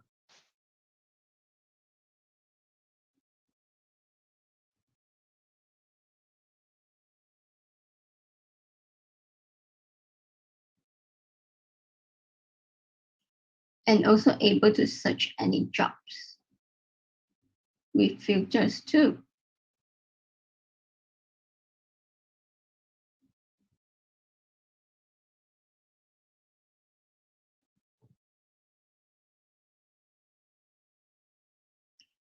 Well, we have learning platforms too, which there are unlimited learnings to explore with the functions like search bar, details of learnings like what you will learn, duration of learning, and more, as well as filters that ease the finding process. So let's see the process of learning platform.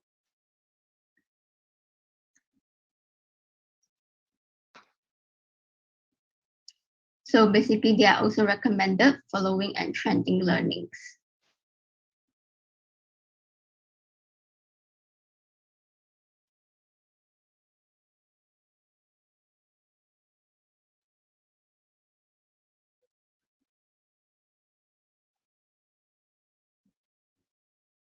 And when click on the learnings, it shows the overview of learnings like what you will learn, the durations, and more. And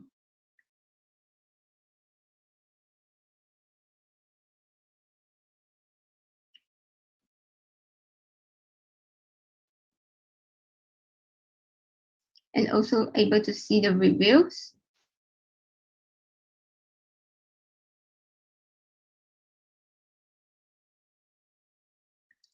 So if I've turned on the sign language feature settings when I join a learning,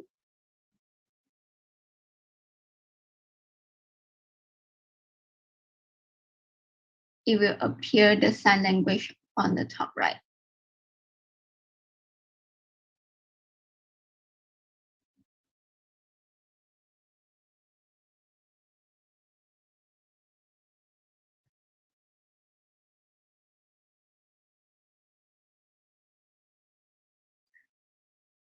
So having community and social networking platform is also important. So we have these features such as Newsfeed and messaging, which users can share thoughts, news, experience, connect with each other, and slowly build up a community. Meanwhile, stay updated on related news.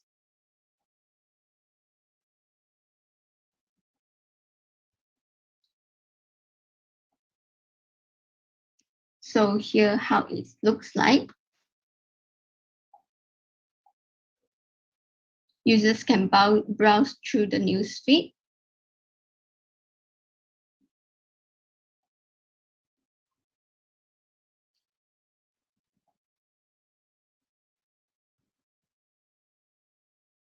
They can also search for anything like users, posts, or anything. And they can post anything they want to have discussion or just sharing.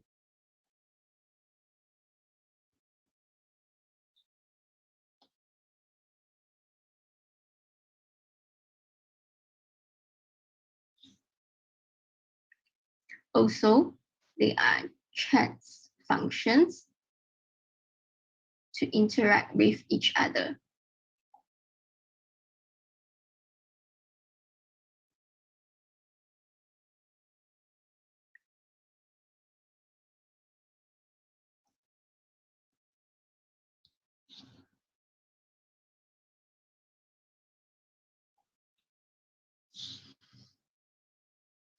The needs to have event scheduling platform, which users able to join meetings, view the schedules, and bring plans to life. So let's take a look at the demo of the event scheduling platform.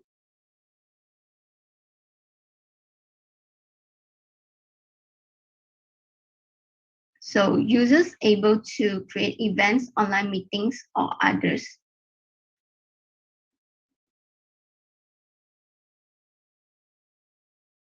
And it's just need to fill up the simple details, like the titles,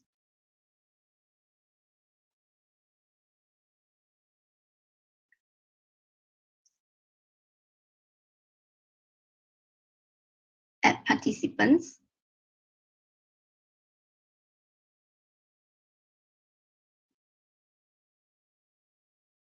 and set the all day date, start, end,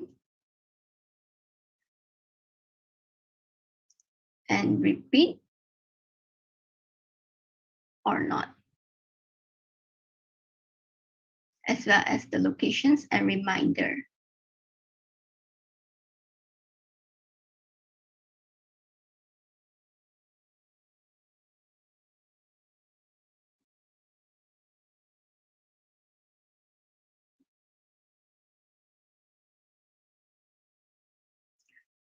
As for companies and recruiters, they are able to find potentials such as by posting new job listings or learnings.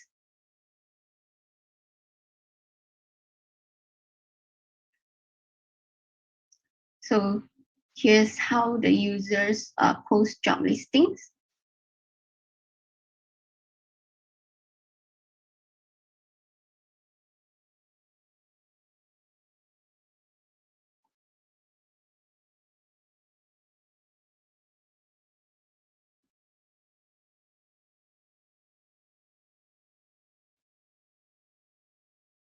And how the users post new learnings with keywords and informations.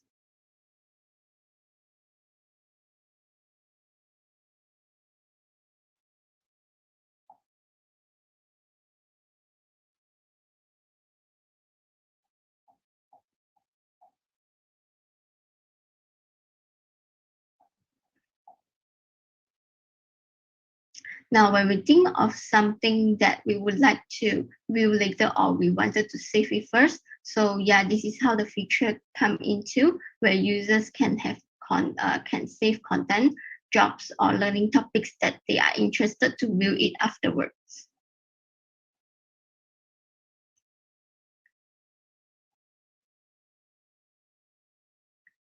So this is available to add collections based on user preference, and systems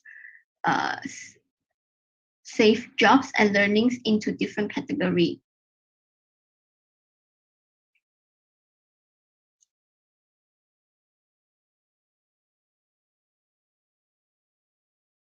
So when I click jobs, they are all the jobs I've saved before.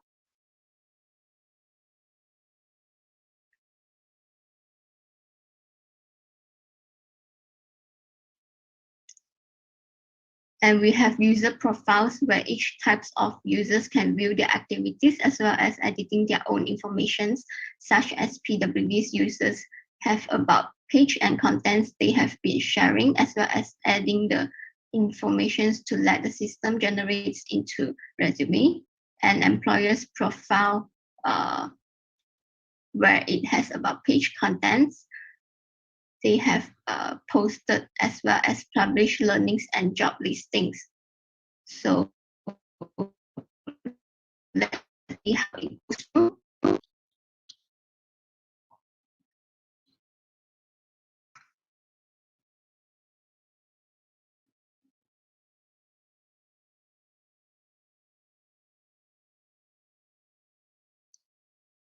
They can add the conditions.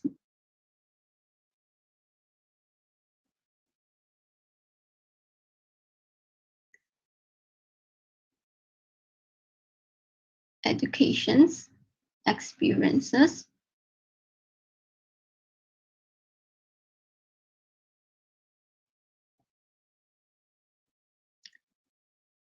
skills,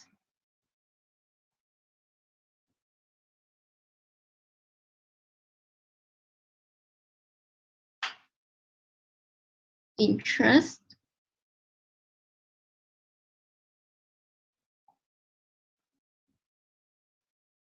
as well as context, locations. And here are the posts they have been posted before.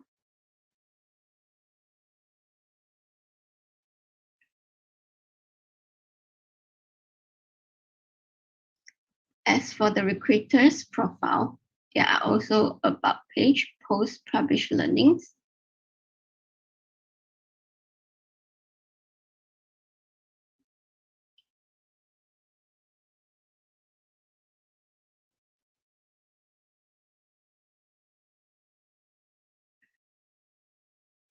And also published jobs.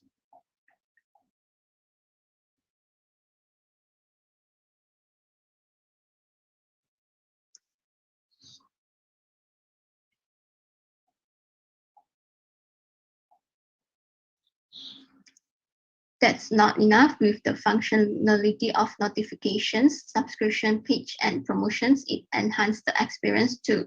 So let's take a look with the functions where notifications exist.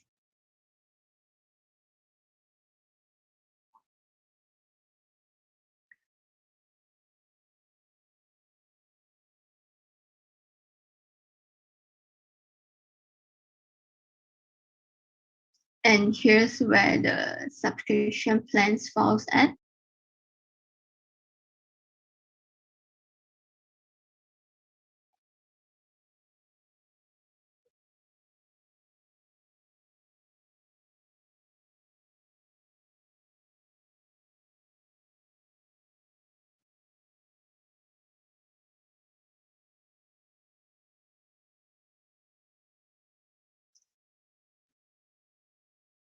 And the promotions and reviews where the companies could promote job listings.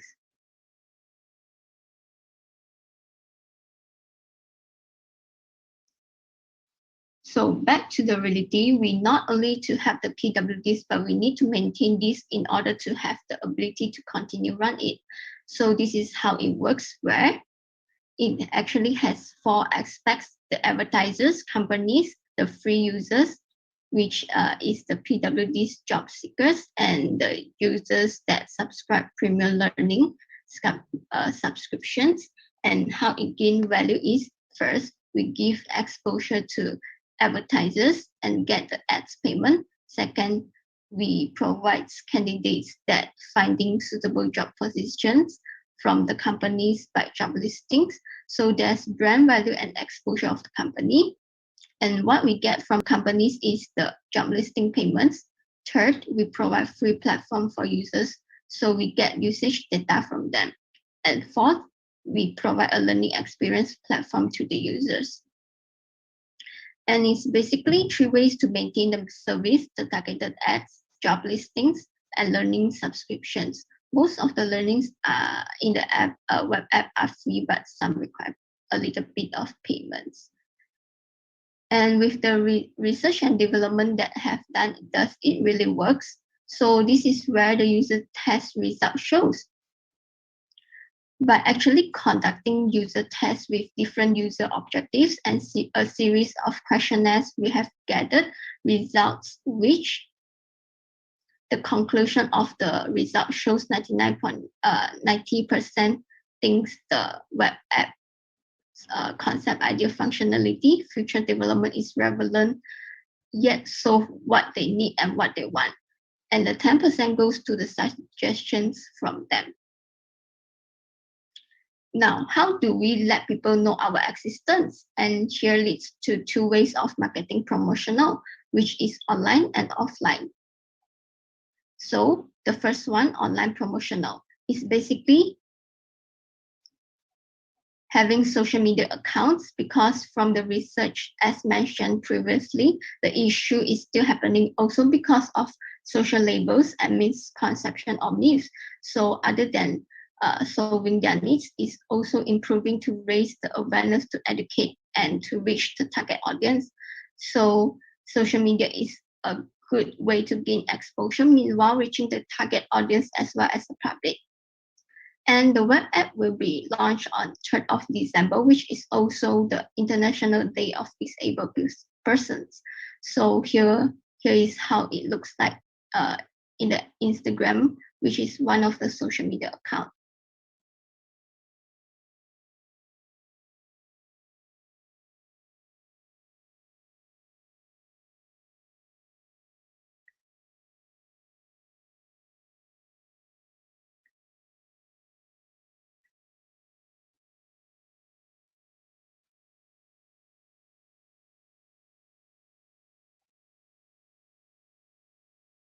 As the aim of our social media accounts, not only to sharing information about our brand, but also most importantly, to building community and values by bringing useful tips, interactions, social media activism, and more. So let me go through it.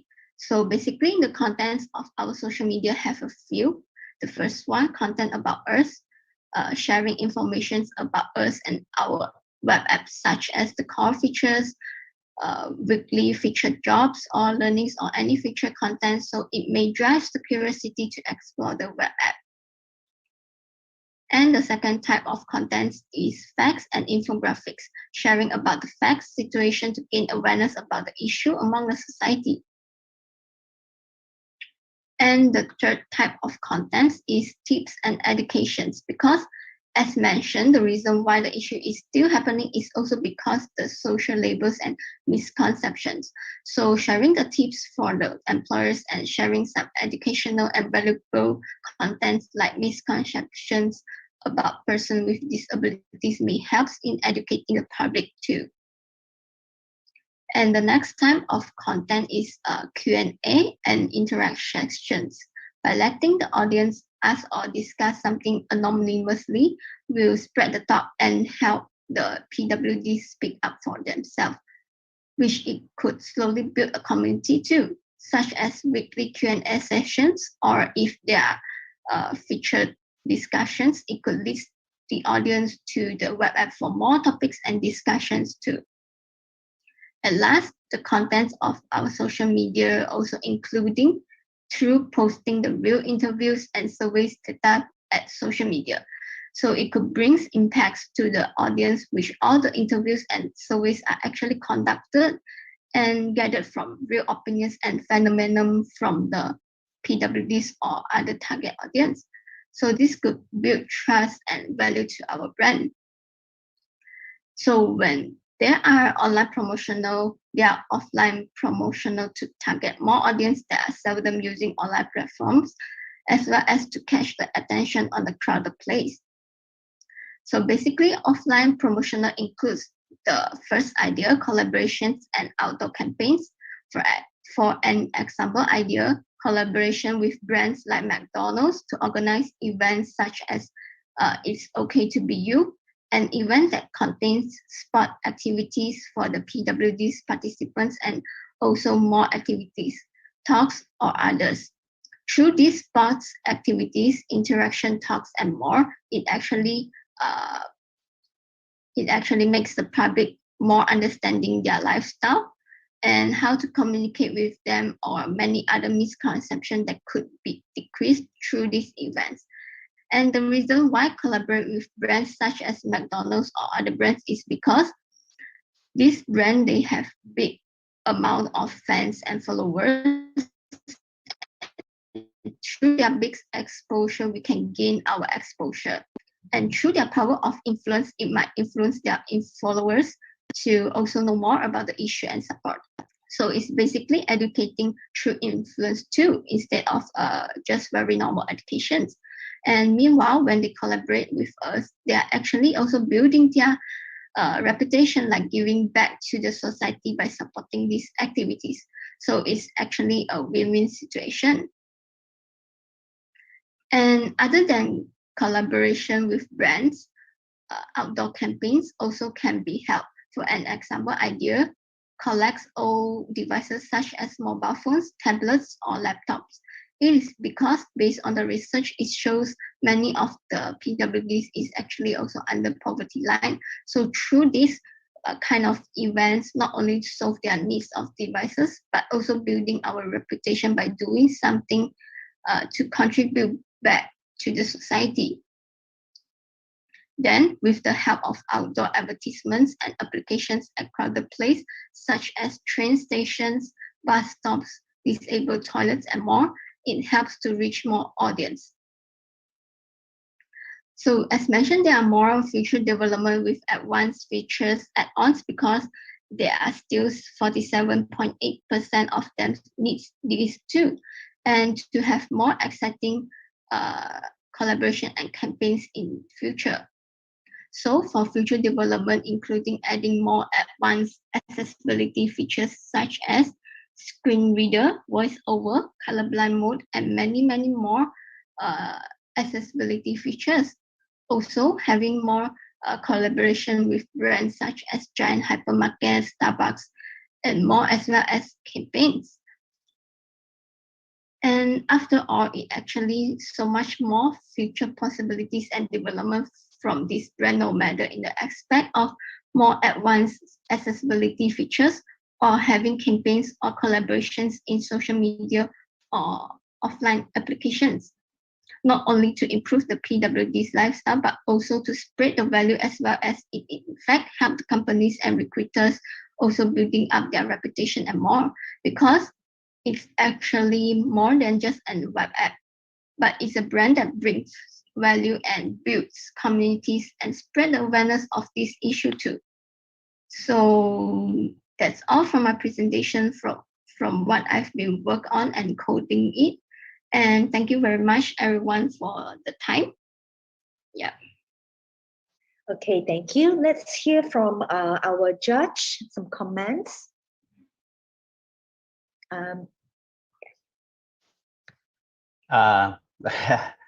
Okay, it's a very long presentation, but I like it so far. Very comprehensive and very detailed. It covers pretty much all the information that I actually was looking for. So not much comment, only a few here. The business model, I'm not sure whether it works for employee. It works okay for employer, but if you want a subscription applied to employee, bit concern because I mean the PWD has even challenge to finding job, right? So that's one point. And the other one is chatting feature. I'm not sure because I'm not sure what's the purpose of chatting feature. Maybe you are thinking social, but social, I think there are many other platforms. I don't think people will just come here and chat. And also privacy concern, you know, speaking to a stranger is another thing. What else? I'm not sure what's the objective of the create event. That one I really not sure. Maybe if it's scheduled interview, perhaps, but schedule event, I really not sure. I'm really not sure what's the objective of that. Other than that, I really don't have much comment. It's very well done, the whole presentation and the feature, and yeah. Thank you. Thank you. Thank you, Desmond. Moving on to Mandar, what do you think? Hi, Crystal. Okay, first of all, I do agree. It was a bit of a long presentation, so you could have definitely cut it short. And I think this you will, as you're learning, you'll get to know these things. Can you go, if possible, on your challenge page? I mean, the problem page, if possible. Yeah.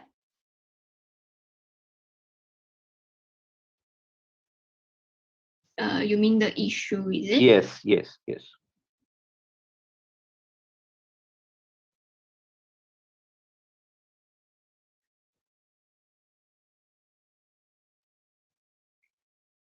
Yeah. I think it's the next one, right? Slide number 7. Yeah. So the first point here is that you're saying that it is actually a barrier, correct? Accepting PWD candidates, correct? Of course, added to that, they don't have basic training of how to approach and all, which I feel is part of your solution. Correct me if I'm wrong.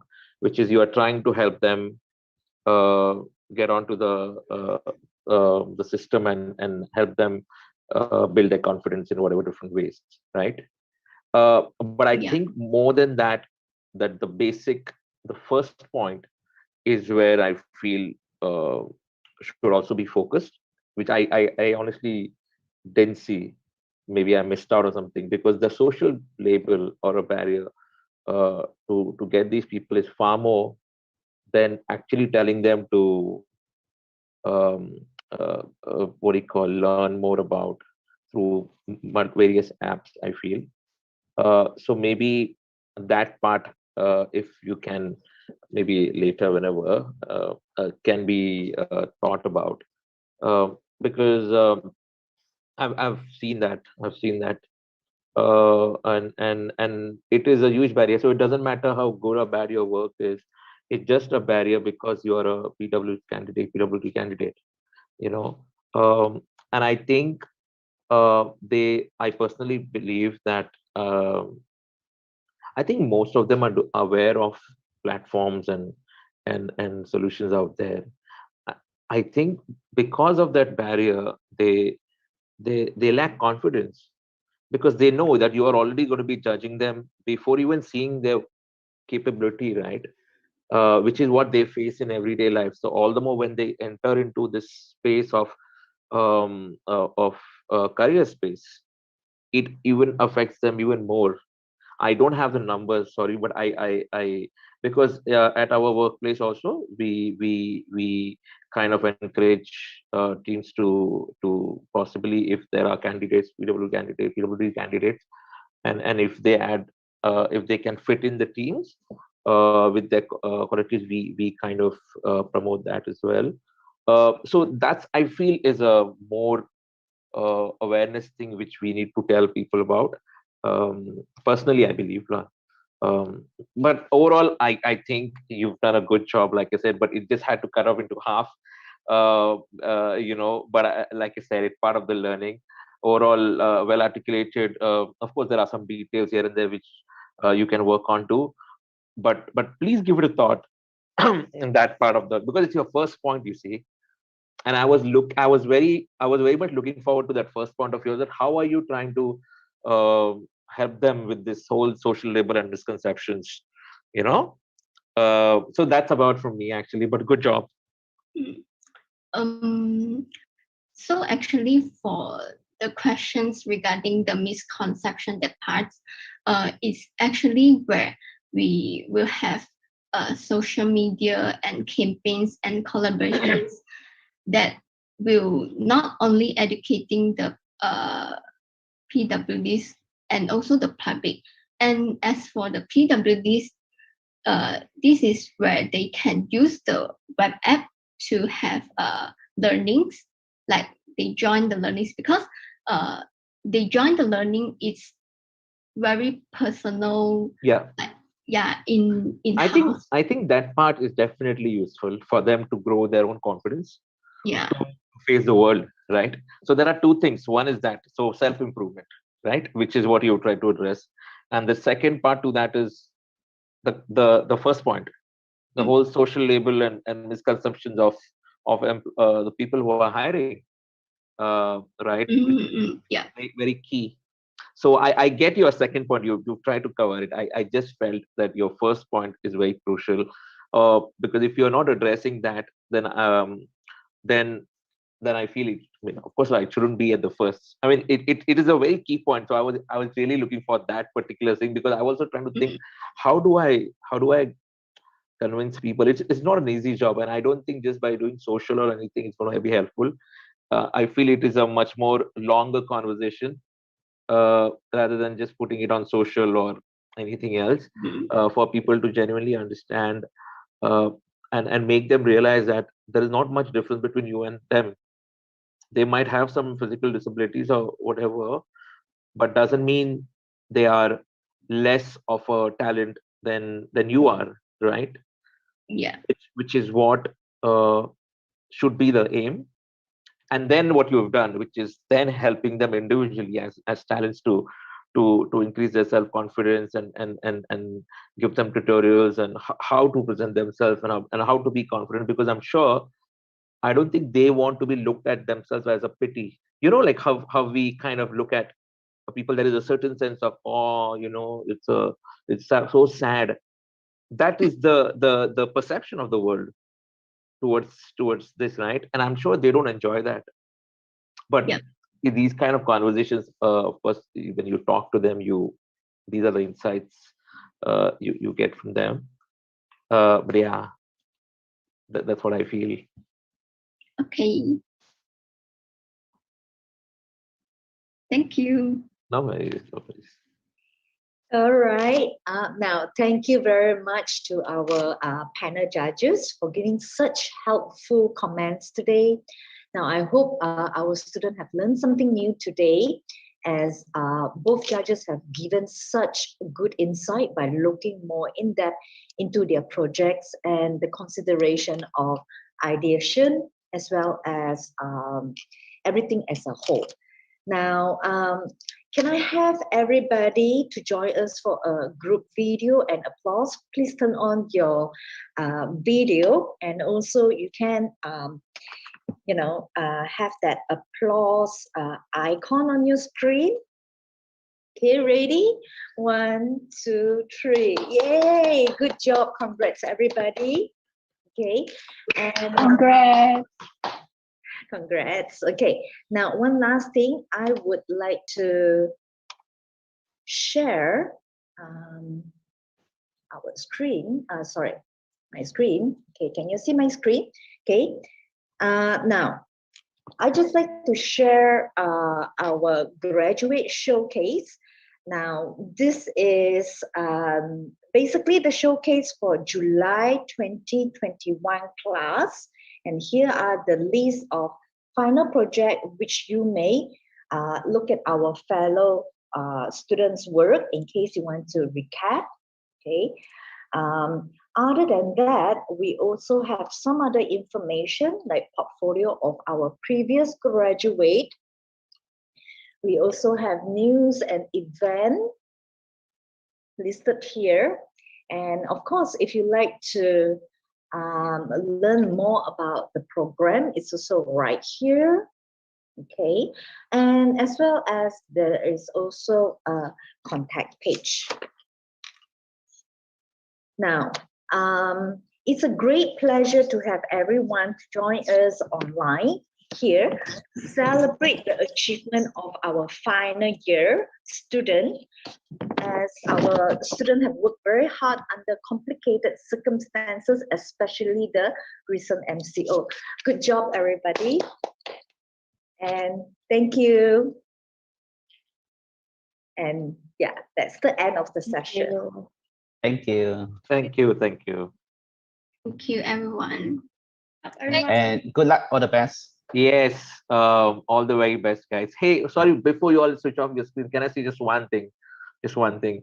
It was personally a pleasure for me to be here, and it is great to see all of you all coming up with such wonderful, actually, problems to tackle, which at your age and at that level you're doing. So I really want to appreciate and thank you for that. Just one thing add to it. I think overall, just one feedback is always try to find what you're trying to address in terms of the problem. Don't go after just the solution part, which I felt there were a lot of beautiful solutions, but it wasn't connected to solving something, because I think at times we get excited with technology and certain things. I think technology is helpful only when you solve something out of it, and I'm sure Desmond can, and again I'm sure he does the same. So just be mindful about that moving ahead wherever you guys are in the future, and thank you so much. Thank you so much, Mandar, and Always. thank you very much, Desmond. Thank you, everybody. Okay, Have a bye. good weekend, You everyone. all too. Okay, Bye. bye. Bye. Bye. Bye bye.